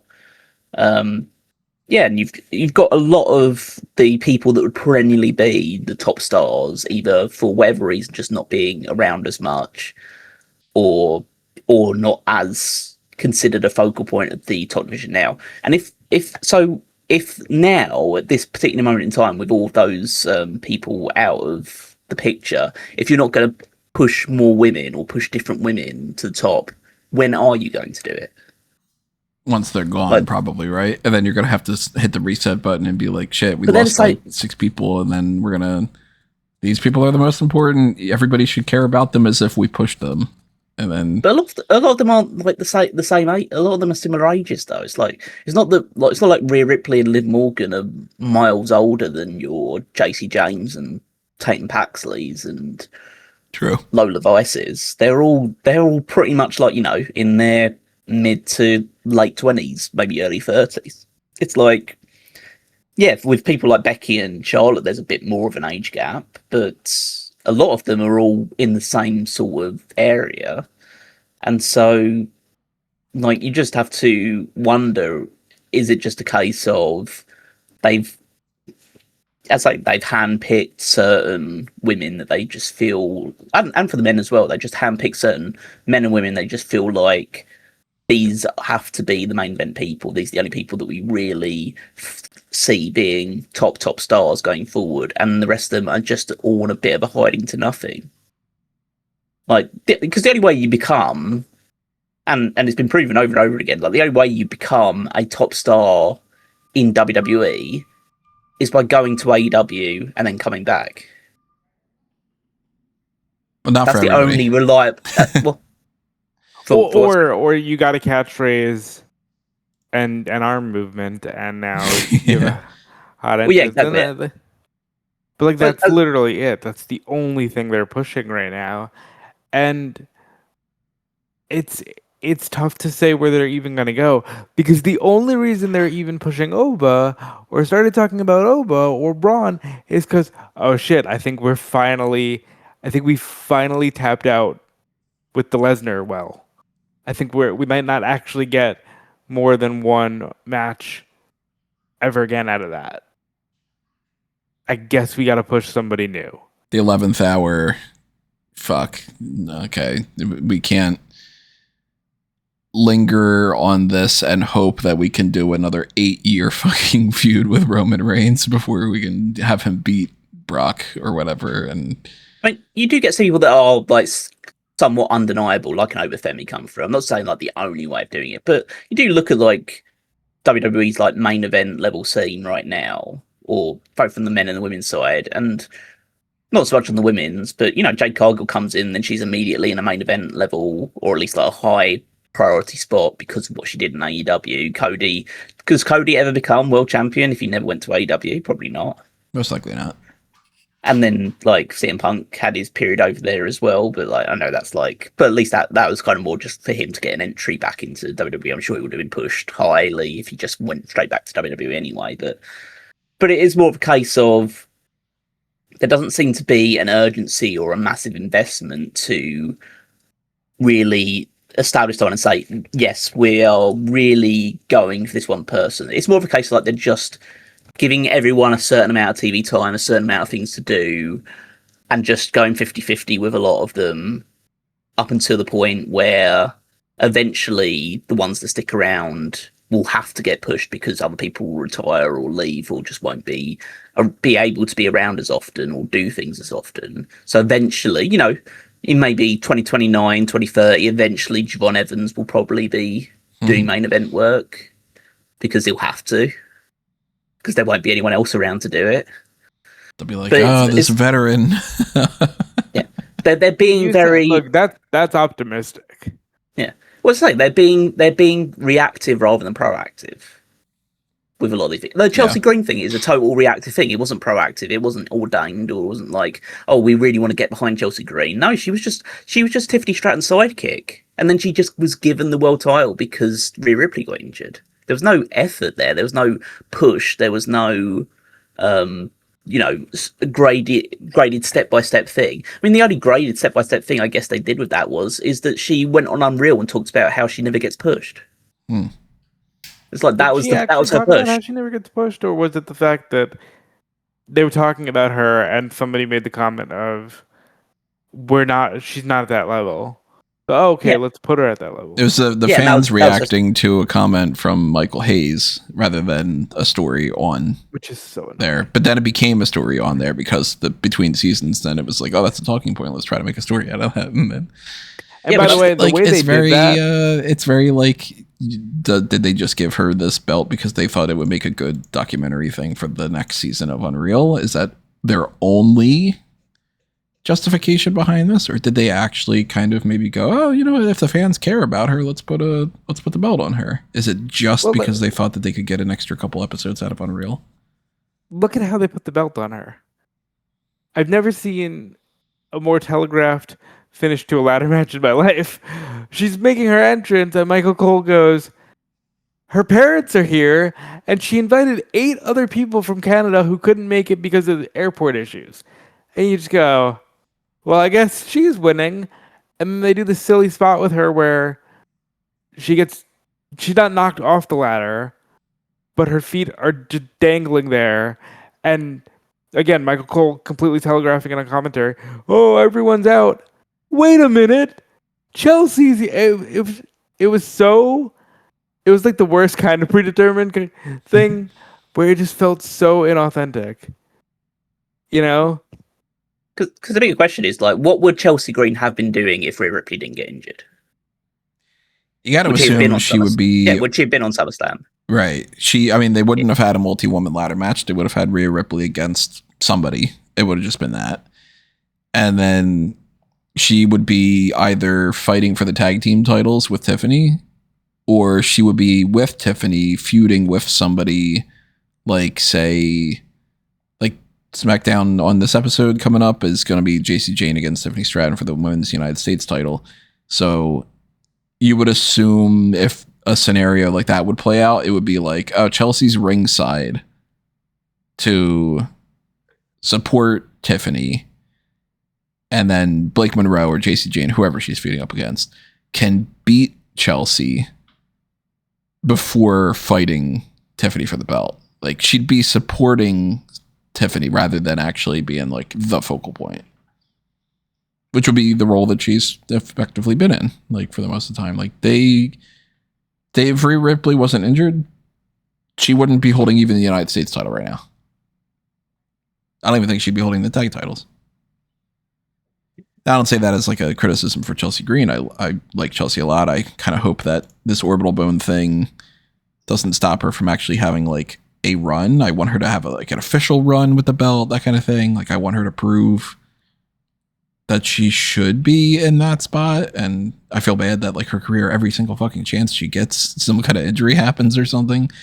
So I'm not criticizing Chelsea and putting her in that role, but I think that they would put her in that role. Kind of the way that, like, if they need to crown a new champion and they have to do another interim thing, like, they're not going to give that belt to Michin. They're just not. You know? Like, I like Michin, but they're not going to give her that belt over somebody else. They'll default back to Jade. They'll default back to Charlotte. They'll give it to Nia before they would give it to Michin. They'll double up Tiffany Stratton's a two, both champions thing. That's not going to be a random, now we'll push Candice. Or, hey, you know what? It's been a while. Let's put that belt on Jordynne Grace. Which sucks. They really, really need a fucking roster draft. They need to switch these people up around so badly. But they really do. NXT's this whole different animal and stuff. Certain people are, Nikita Lyons is doing more than she ever did before or whatever. It's not to get super invested into that, but generally speaking, I think that we're in a time frame where, like, there's that post SummerSlam lull. I think it's going to be rough this year. Like, they've got some good stuff going on now. I like the championship main men's scene on SmackDown, having a lot of people involved and doing that whole thing. But I can already start to feel a little bit of that, like, can we just get to January? And then once we just get to January, well, then we can kill time for 3 months until Mania. I kind of feel like they've checked out a little bit. See, I think they made their road to Mania a little smoother, actually, by going, okay, if we do Money in the Bank in October, we can jump straight from that to War Games, and jump straight from that to, we'll take all December on this John Cena thing, and then it'll just be January. So I think they made their path a little easier, but I don't know if that means it's going to be easier to watch. What is this whole John Cena thing going to be again? Did they even clarify anything of that yet? Because that's supposed to be a breakout type thing, right? It's supposed to be some kind of event where it's, showcasing younger talent of NXT against the stars of today, and then the fans will vote on the winner.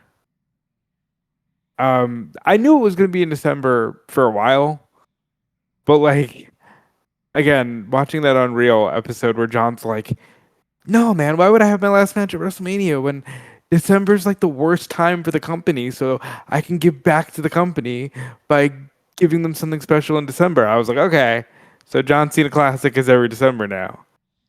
Is it supposed to be NXT versus WWE main roster? I've completely lost track of it at this point. I don't know how much of the rules were formatted. It's just expect to see younger people against older stars.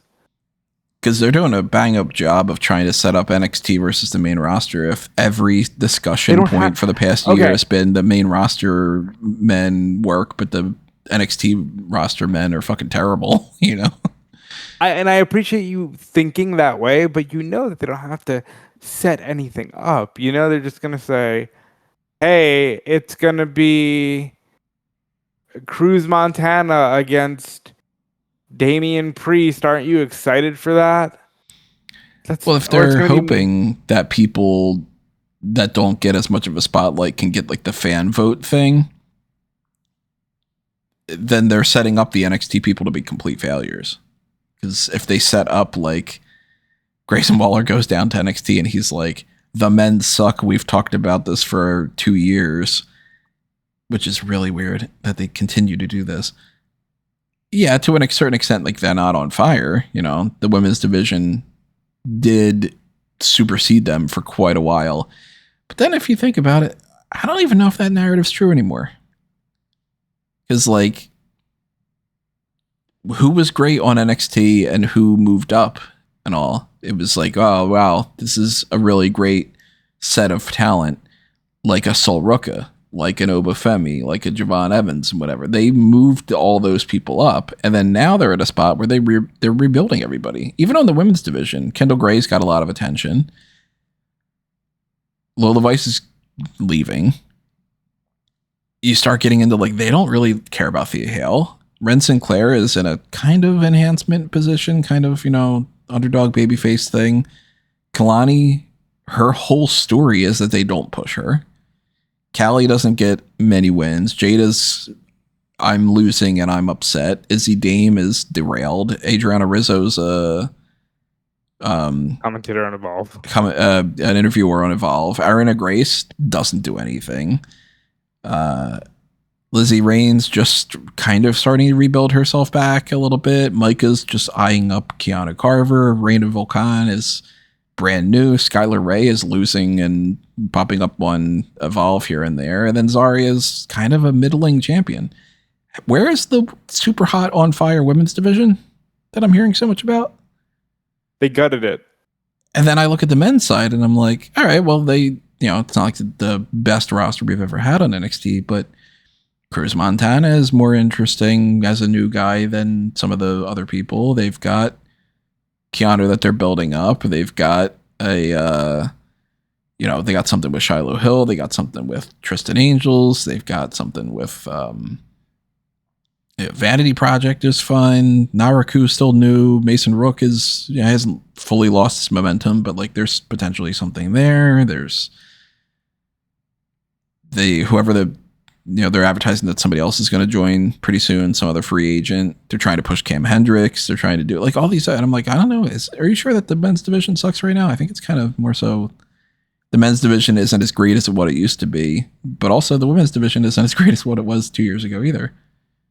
And I think this is a good enough place to leave it. But my biggest concern is that this trend is only going to continue, and it's just going to be like in 3 years we'll look at the schedule and the talent that they have right now and go, wow, that they were working much harder and so much more than whatever the scene is. And I think that's my personal big concern. It's like it felt much more exciting several years ago when you had a lot of interesting prospects and the women were killing it, and Roman was starting this new thing with the bloodline, and I think they've just tapped everything dry.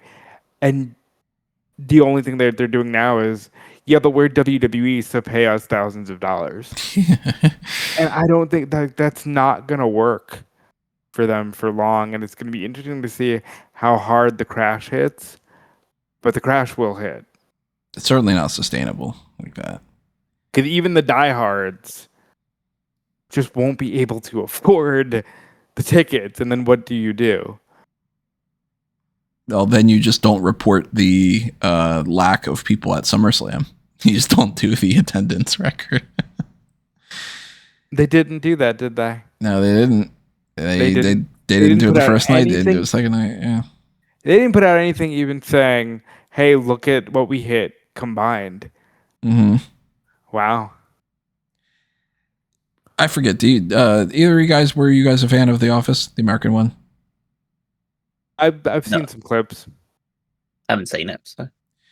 There's one of the characters who, long story short, doesn't really matter the specifics about it, but in the final episode of the show, series finale, one of the characters says, after they've moved on and they filmed the whole documentary and then they're going back and doing like a reboot kind of thing, the character says something I always thought was a good line of, I wish there was a way of knowing you're in the good old days when you're actually in them.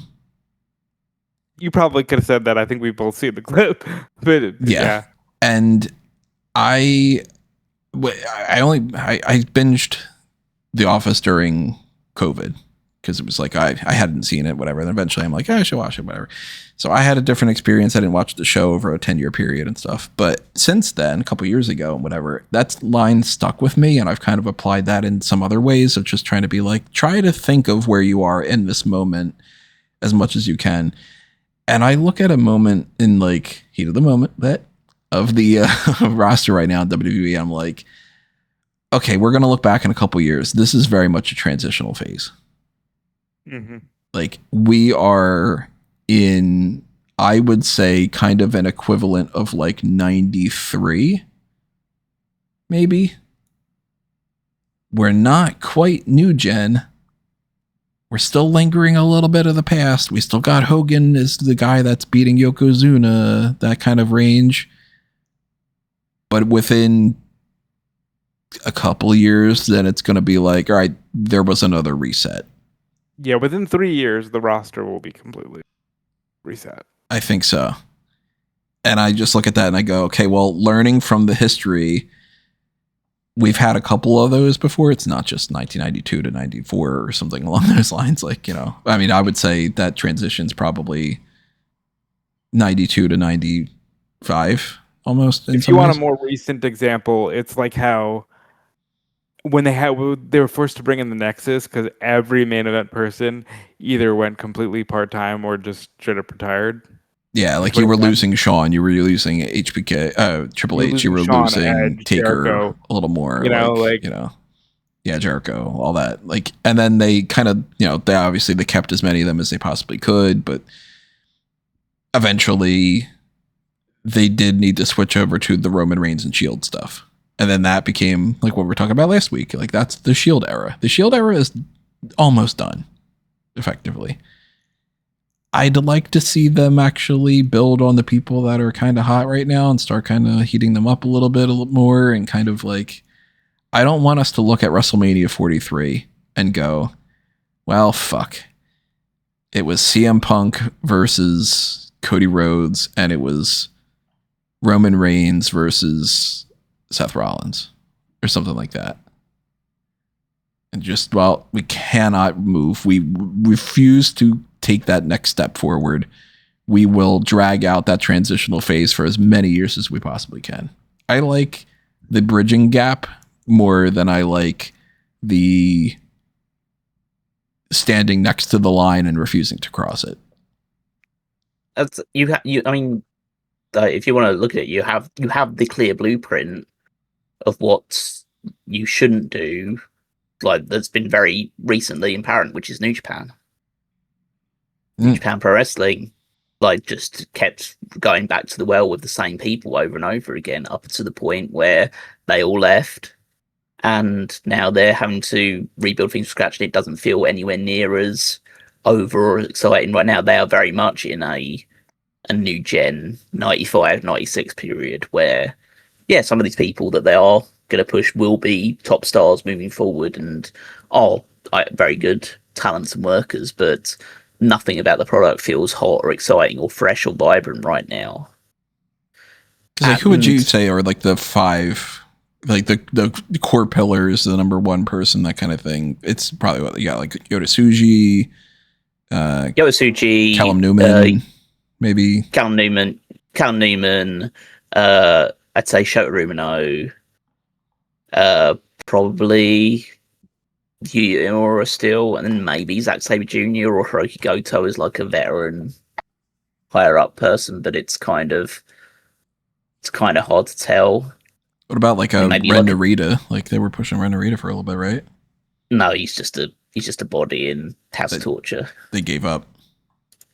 Well, yeah. I don't know if they gave up, but like, they just put him in House of Torture, and then he's just there among all the ones. I'd be hesitant to put anyone from House of Torture and say, yeah, they're going to be like a top name for it. But I'd say the main ones are right now, like Tsuji, Newman, Umino, and Uemura are probably like the top four. But as I say, they could go in different directions. There are people knocking on the door, but it's a case of like, there's all a bunch of middling things. And honestly, I see that in WWE's future, because I just don't think that they're in a position, or they're willing yet, to let go of the past, or let go of, like, the present still. I'm not going to say like these people are all washed and they should be out of here soon, but there is a reluctance and a real hesitancy to move beyond the safety net, or that's a Cody, a Roman Reigns, a CM Punk, a Becky Lynch, even the Bella Twins page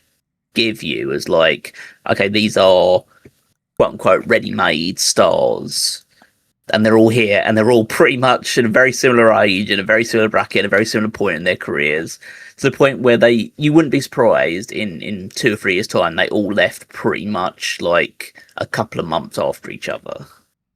You could see that kind of revolving door start to happen. And I just don't think that they are adequately preparing for it, because, yeah, they might push Oba Femi to the top and he might win the world title. They might eventually get around to Bron Breakker and a couple other people, but it needs to be much more wholesale than that. Because, like, you look at the age and the demographic people. Look at all the champions they have right now. I know champions aren't as I said earlier, the be all and end all, but you have Roman Reigns, who's way past 40. And then CM Punk, who's pushing 50 on the other side of things. Then you have Chad Gable, who's past 40.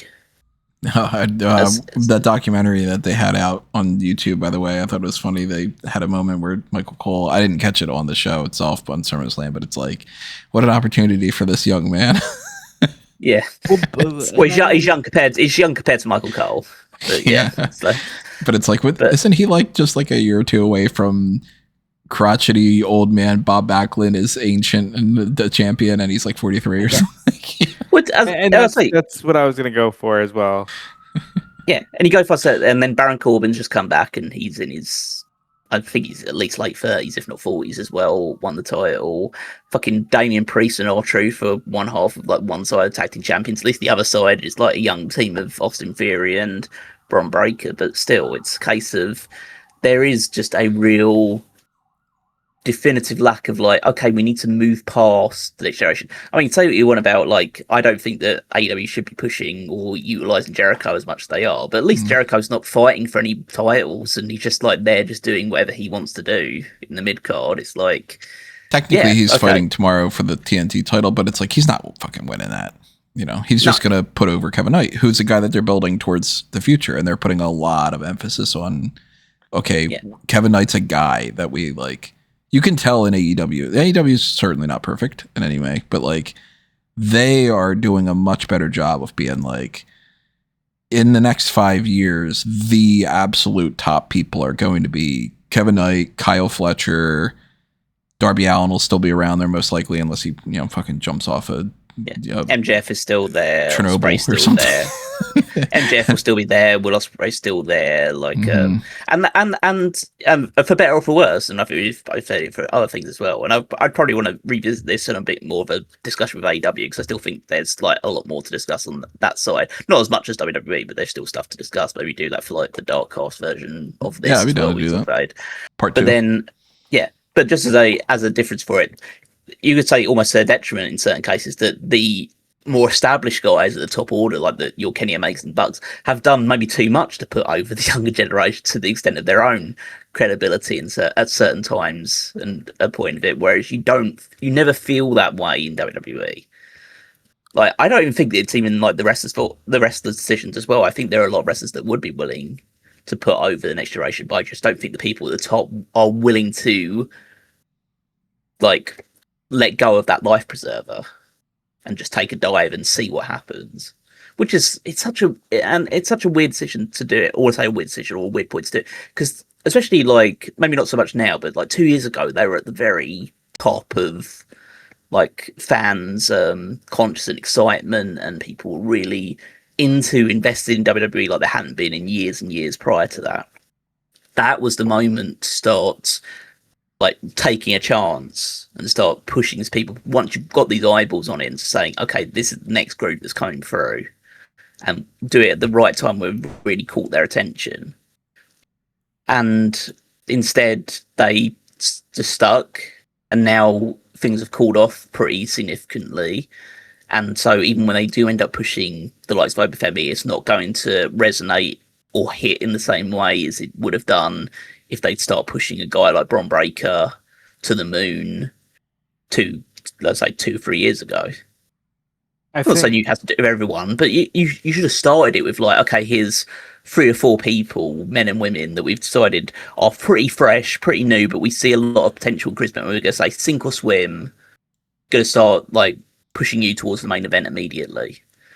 Because they did it with, I say, it doesn't work all the time, but you did it with Brock Lesnar, and it worked. You did it with John Cena. As I say, his one took a little bit more time, but like it only took him like essentially 2.5, 3 years for him to go from entry level guy to main eventer and world champion. Did it with Batista. Did it with Orton. Like you did it in like years and years ago, and now you're just so set in your ways, and you're so contained and so conservative. Like there's not the willingness to take a chance, and I say that's why I struggled to go with like, oh, I'd really want to invest in this guy, or I think that I can really get behind this guy. I feel like this guy's going to go super far, because I just don't. Besides Oba Femi, which I feel like is a lock, I just don't trust any of the other people to really reach the potential that they could reach, because there's that ceiling. I think the scary thing to me is what happens if Oba Femi is the one and only. Like he becomes the Roman or the, like, to give a much older example, Ultimate Warrior, where it's like, okay, you did push one person, but then that was the only person you pushed. I think that's a huge concern that they might have to consider. I think to Callum's point, he talked about they pushed Rock that way, they pushed Cena that way. You always hear Cena say this thing where he's like, ruthless aggression didn't work. I almost got fired. Be that as it may, let's just assume that's true. He was still, like 8 months after ruthless aggression, challenging for the WWE Championship on pay-per-view. And then 6 months after that, he was defined as one of the top baby faces for the next 20 some odd years after. Like, you cannot compare that to this young Chad Gable. It took him 10 fucking years on the main road. Like, it's a fundamental issue. I hate throwing people away. I don't want to say throw Chad Gable away, throw anyone away, but you might just need to say it didn't happen for them instead of saying, oh, but there's still a chance. I like Baron Corbin. Why the fuck did Baron Corbin just beat Trick Williams? I like Corbin. Why did he beat the young guy? The one young guy they're pushing who's probably going to win Money in the Bank.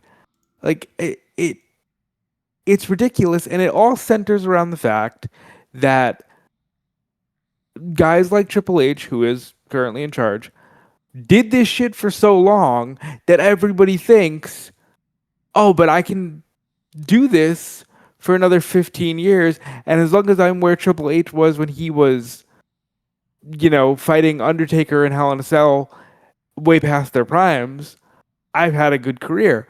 Which, not wrong, but also people forget Triple H had a strong career as a top guy much quicker and much younger than any of these people have now.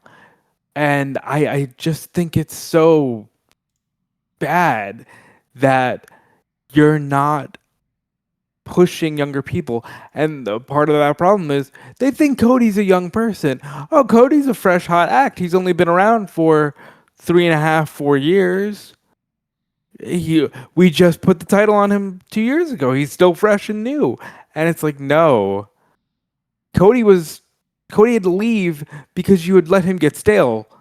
Like, he's not young. He's not 22. A brand new guy that doesn't have anything that he's ever done on the main roster. He can feud with anybody, that kind of type. Yeah, he's not at that stage right now. And last thing I'll say, but just to beat the age drum a little bit, I was watching something from '98 where people were talking about Hogan being geriatric, and he's like fucking 43. And it's like, good Lord. People are still like, oh, Finn Balor is the young guy, needs to be world champion. Like that, it's a difference that I don't know how you change, because you have to change a lot of mentalities. It's not going to happen overnight. It's going to be a gradual cultural change, but it needs to happen because you cannot rely on these people who are, in some cases pushing 40 to be like, oh, you've still got a great 5 to 10 years in you. What if they don't? Father Time undefeated. I could take him. No, you can't. To be fair, he hasn't won yet. I've been watching you too. You cannot. Like, yeah, if anybody can't, it's me. There's not a chance in the world.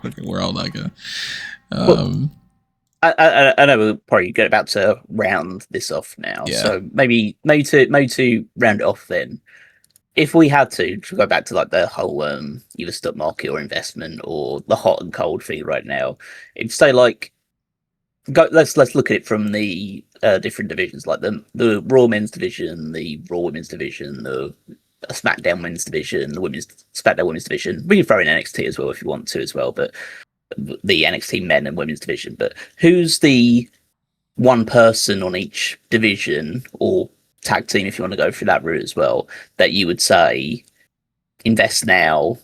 Like I'd put my house on this guy being a top star or this girl being a top star, and then one saying, yeah, this person I don't see much of a future in at all.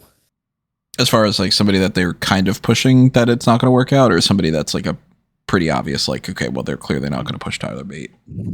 Yeah, I'd say like the person on the roster, one of the people on the roster, you would just say like it's I mean, it could be by any stretch of imagination, but anything that you've seen or what you feel like their perception of from the main roster is, or anything like that, or from the creative, what gives you an indication to say like I just wouldn't invest in this person. So I'll go first for each one. So we'll go one at a time then. They go like for the Raw men's division. I think the obvious is Oba Femi. Like that's the surest bet there is. Yeah, I would have to agree. I mean, from just a blatant nose on your face, it's Oba Femi. I think that probably my backup option for that scenario would probably be Jacob Fatu. I think that he's just in a spot that people really they dig him. He's cool. See, I'd go with Bron Breakker. I feel like they might lose I think they might be losing it with Jacob Fatu. Yeah, from what I've seen, but either way, there's Oba Femi's the definitive, obvious one there. In terms of like someone to lose out on, I would immediately go to Joe Hendry. Yeah, that's already fizzled. They're already putting him in a spot where he's just like, okay, you're a comedic kind of mid-card role, and that's it. Yeah. So go ahead. I was gonna say like I would necessarily go for like the Creeds because I know we discussed about them being so low down, but like they're pretty young still. Like they've just hit I think 30 and 32 respectively, whereas like Joe Hendry's pushing 40 now, and he was a pretty one-note gimmick, and I just don't see it really recovering. Yeah, I would say my pick right now is Dom. Like he can always come back, but if they just decide for whatever reason, hey, no, you're at that spot that, like, even if you want to compare him to a Ziggler, that was still not a great spot. Like Ziggler never got to be the guy. Raw Women's division, I'd say the obvious like, or the one for me that won't ever get pushed is Ivy Nile. So, out of the people I have listed under the Raw Women's division anyway, and then I guess you'd probably buy stocks in, because I never buy stocks in the ones that are already at the top, because you like they just like you can only go down really for those ones. But the person I'd probably buy stocks in is probably Soul Rika. Yeah, she's kind of faltered a little bit, but I think that's just some growing pains a little bit. I'd put more stock into her than say Lyra, or like Maxine's done better than she's far surpassed anything that I pictured Maxine would. I thought that she would have been gone pretty much around the time as the Maximum Male Models things, and like she's gotten better, but like I can't see Maxine being okay in a year or two. She's going to be the world champion and she's going to be headlining WrestleMania. Like nah, yeah. But I'd say more than Roxanne as well at the moment now, because just Roxanne doesn't feel like she just is stuck in this Judgment Day vortex. I also I don't want to make this prediction and have it come true, but I could see Stephanie Vaquera being one of those like burns really bright, really fast, and then fizzles out within like 2 years from now. I could see them being like, we're not really as concerned about Stephanie Vaquera anymore. Yeah, I could potentially say that. I would say that while first of all, Ivy Nile, I don't know if there's even a second option, unfortunately, for that type of a slot. Or Bailey, because she's not going to be there. But like, she effectively doesn't even sell count. Your Bailey stocks, but that's because. Or you buy your Pamela Martinez stocks or whatever. That's right. I would say in terms of positives, though, just to look for an alternative from Sol Ruka, I actually think she plays her cards right. Maxine could be the top bitchy manager heel for a long, long time to come. And I think maybe even just by process of elimination, Lyra's going to be a top star for years to come. If she chooses to stay, I think she's going to be planted firmly near the top. So SmackDown Men's division, I'd say the one that I'd be selling on. I'm not going to sell on Dragunov just because I know he can be good. It's not the case of like good or like we know how great he could be. It's just a case of like if they decide to just switch it on with him, he can do it any point in time. I'd probably say either Matt Cardona or Kit Wilson. I'd probably sell on Kit Wilson because they just don't seem to want to use him. My only reservation with him is if they bring when the other guy, can't remember his name. If Elton Prince can ever come back. Yeah, if he's ever, then they might just reform pretty deadly and just that'll be fine for them. Whereas Matt Cardona, it's a case of okay, they came back and he did the Zack Ryder thing for a little while, but now he's just he's just a guy that's there now to eat pins. Yeah, I feel like the chance that there could have been a Matt Cardona turns into a Cody Rhodes scenario. Yeah, I think that ship's long sailed. I like him, but like this is on me like crapping on him and thinking that he sucks or anything. Like I like Matt Cardona. I'm glad he's in the company and stuff, but I wish that like not to say like I wish he would have had a better idea of like where he was going. It was pretty obvious that they were never going to like have him come back and be, well, my God, you're going to give him a featured spot at WrestleMania, then he's going to be fighting for the world title. Like it's not happening. I like Cardona a lot. I think he probably should have valued himself more and stayed independent, where he felt like a really big fish for quite a while because they slotted him right back in. Like he never left. And it's unfortunate to see. in terms of who to get behind, in terms of actually, like, there are a couple of options on this one. I would personally go Trick Williams. Yeah, That's I where think I'm going. like as much as Carmelo Hayes is fun in the ring, they clearly value him less than Trick. Yeah. Oh, yeah, I wasn't even thinking about Carmelo. I was thinking more Silas Coa and Royce Keys, but I think that Royce Keys' age will get the better of him. Silas Coa might be able to do it though. Can we call them Raw stars now? Well, I mean, they're still technically weird... on SmackDown. Yeah, but they're appearing more on Raw. So, like, but anyway. As a person who's been trying to track all these things and make the changes to the roster pages and stuff, they're very frustratingly not clarifying certain people. Like, Grayson Waller is still listed as a Raw superstar, and like, that kind of thing. By the way, Samoan wrestlers, 2 speeds. They're either silent savage killers or the goofiest, most personality-filled individuals ever. And Solo is clearly much better at the latter than he ever was at the former. And then for the SmackDown Women's, I'd say Julia is the one that I would lose most faith in, just because at least with Jordan Grace and Candice LeRae, they speak good English, which is a definitive factor in this company. I speak English. I would agree. And yeah, I pretty much agree too. Yeah. No, I would put stocks in JC Jane all over the place for that, because I just feel like she has it. The more that I've seen of her, the more that I think that she's pretty. They can only fuck her up. She wouldn't fuck her up. It would be them fucking her over. She's clearly the best selection for where they're taking this division in this revamped Divas era that I'm feeling like it is right now. She's clearly the best to put your faith in. She carries herself as if she's already kind of there.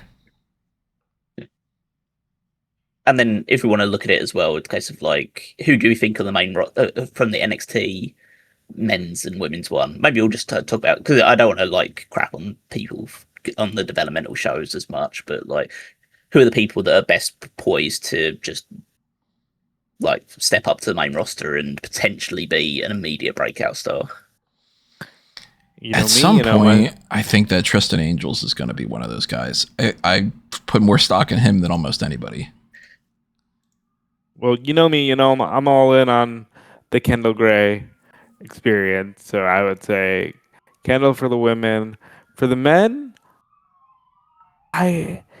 there's something to be said when John Cena likes you, and John Cena really likes Mason Rook, and I think that'll help him more than anything else. I think Mason Rook he's I don't know, there's something off. Maybe it's because they're trying to babyface him a little bit, and he's just kind of bland and just, I don't really appreciate that you're saying that I suck. He'll get there. Like, I do think he'll get some intensity, and then it'll be all right. I don't think it's going to be Tony D. I think he's potentially going to flop on the main roster. Bro, Tony D is devoid of any character, which is crazy because he was such a character that it felt like overkill. I feel like Miles Bourne is somebody that they're pushing a lot, but at the same time, I don't see him coming up on the main roster and everybody being like, wow, okay, let's strap that guy up immediately. I could see a Shiloh Hill breaking out. I could see there being a chance for somebody like, not quite as much as some other people, but like maybe Cam Hendricks could get somewhere. I like Jackson Drake a lot, but Drake's like, give him a couple years kind of type. So, I mean, for the women, it's a safe bet, but I go with a load of ice because I just think that she's got the charisma that she could just come onto the main roster and just take over immediately. She should go to Raw and immediately start feuding with like either Becky or Stephanie Becker. I don't think they should waste time warming her up. So I think she could just. I actually think SmackDown needs her right now. SmackDown has so many women. Yeah, she'll go to SmackDown more than likely because that's where Damian Priest is. But yeah, true. That's all the more reason why they should. Yeah, they should do the whole like, okay, well then, can you trade? Because like, it'd be nice to kind of freshen it up a little bit, and it could be good to take some of those people that are on. Like, we don't need Jade Cargill and Charlotte to be feuding with each other for another 9 months. Maybe we put Jade on Raw. Maybe we move Judgment Day over to SmackDown. Maybe we, something like that. Maybe you disband Judgment Day, dude. It's been well 4 years. Yeah. Well, I'm just looking like Monday Night Raw. Who does? Because I was just looking at numbers and like if you're counting like just active people on the roster, like the SmackDown Women's Division has 18 people on it, whereas Raw has 12, and one of those people they have listed as active is Asuka, who clearly isn't active. Yeah.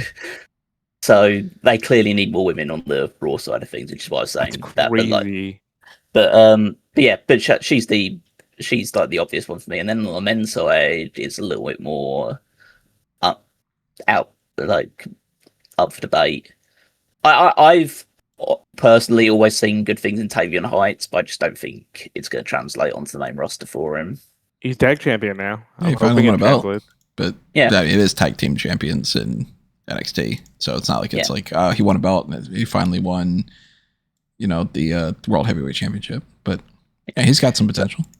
Yeah, but I think the one they'd probably easiest to get behind out of the group is probably, I think Miles Bourne. I think they'll treat him because he has that kind of Randy Orton vibe to him. He literally just wants to be Randy Orton.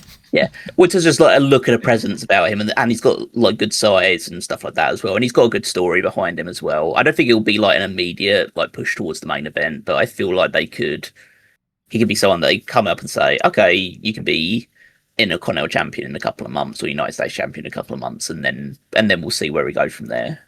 The rest of them, I just don't. Again, there's just a lot of people there that I feel there's a lot of question marks over. Or I haven't seen enough to really judge it. And judging by Tony's belief in Tristan Angels, that immediately puts me off him. not it's not like me and Tony always disagree and things like that, but you're immediately giving me, oh shit, he's like Austin Theory, isn't he?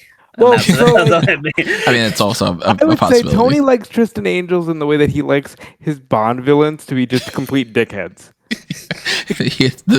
The majority of why I like Tristan Angel is he's a complete fucking asshole. But But I I do think that he's like 23 or something, and I'm like, wow, okay, he's already like a more fully formed, like he gets certain things I think a little bit better than some other people do. Like, not to How old is like he? go like he's like 23 or 24, like some kind of ridiculously young age. Yeah, he's 23. Yeah, I'm Well, like from England. Oh, he's English as well, guys. Cap I'm the like- rocket. practically old enough to be his dad, like, which makes me, very, I hate that. But like, Just strap the rocket to this kid. He's 23 years old. like Jesus. he carries himself in a way that makes me go, okay, he's already at a level that a lot of people tend to finally understand when they're in their early 30s. Like, more so in a way that like, I would trust him to be a ring general in 3 years. Kind of type. Mate, amazing to think that Javon Evans is a year younger still. Yeah. Dude, Javon's another great, like, if they really, like, they should not ignore Javon and make him it took 9 years to win the title type. I don't mind the No. idea of Von Evans being more of like a struggle to the top just because of his size and just, but I don't think they should use that as the excuse to just keep him buried in the mid card and have him go. I was totally against the idea of like him being the guy that Big Cass kind of comes in and rolls over. Because Yeah. I just feel. Oh, by the like way, he beat up a luchador last night, so he's just picking on small people. Yeah. Like, Well, he's 7 foot tall, and you can't teach that. apparently, you can't teach that. So, yeah, but yeah, it's more of a case of like certain. But that's why I just can't buy stocks in Javon, because even though I'm so impressed by what I've seen of him and his talent, it's just a case of like how many people that like the size and build and look of Javon get to that level.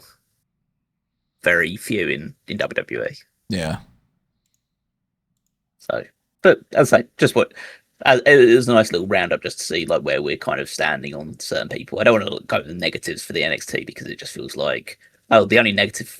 I guess the negative for them is just they have to go. Like, so I don't want to say like get rid of this guy, but no, it's not going to work out for everybody. That's for sure. So certain people are going to certainly will. Oh yeah, definitely not. But like but this is an interesting discussion. It was an interesting discussion to see like who we're kind of, or who we feel like Tony's getting behind, and the overall debate about what, as I say, we always keep coming back to this one. I'm pretty sure people are sick of it saying it's just that there does just feel like this brick wall of 40-something-year-olds that are just preventing the next generation from getting through. It's not their fault. It's the company's positioning of those people and wanting to keep those people at the top for as long as possible. So, but yeah, we're definitely going to have to see some shift one way or another in the next few years. Very much so. We need to get to a spot where instead of talking about people being the future, that they're just the present. Oddly enough, this conversation and putting it all out there has made me feel slightly better. They do have the people. They just need to use them. Yeah. Well, who do you think the people are? What do you think about what we were breaking down? Drop your comments below and tell us your thoughts about that. I think that depending on like what our schedules are and what our plans are, and if we think of anything else and stuff, we might end up picking up where we left off here and talking more on the AEW side of things for maybe Darkcast, maybe do something else. I don't know. It kind of all depends. But that at least I think seems like a good stopping point to kind of. I mean, we're already at 2.5 hours. So, as I mentioned before, we have the Darkcast that we are going to be at some point popping up. So who knows if that's going to be the next podcast or if it's going to be the hot tags. But if we're continuing the heat stuff, at least we got the hot tags coming up this week. Next week, we're going to be, I believe, talking about another pay-per-view. I think we got, I know we don't. Next week, we have TNA Lockdown. So that's not going to be a whole dedicated separate thing. But hey, if you want us to do like a fan announce table, so let's do the AEW one. Let's just lock it in right now. I mean, maybe we'll just do the pick up with part 2 like that. Yeah. And for that matter, if you want a Darkcast thing, that could be like a cage match thing or something for Lockdown. If you have any suggestions about that, you let us know that too. That wouldn't be like, a TNA Lockdown cage thing, or we could do cage for something else, or we could do literally anything else for the Darkcast. We could do a Mount Rushmore, or we could do whatever. Eventually, we're going to get back around to more Heat-related stuff with Heatwave and Ola de Calor, I think is the name of the version of Heatwave for AAA and stuff. So, we basically have a couple spots open. So, drop your thoughts in the comments below and tell us what you think you want us to do in the future.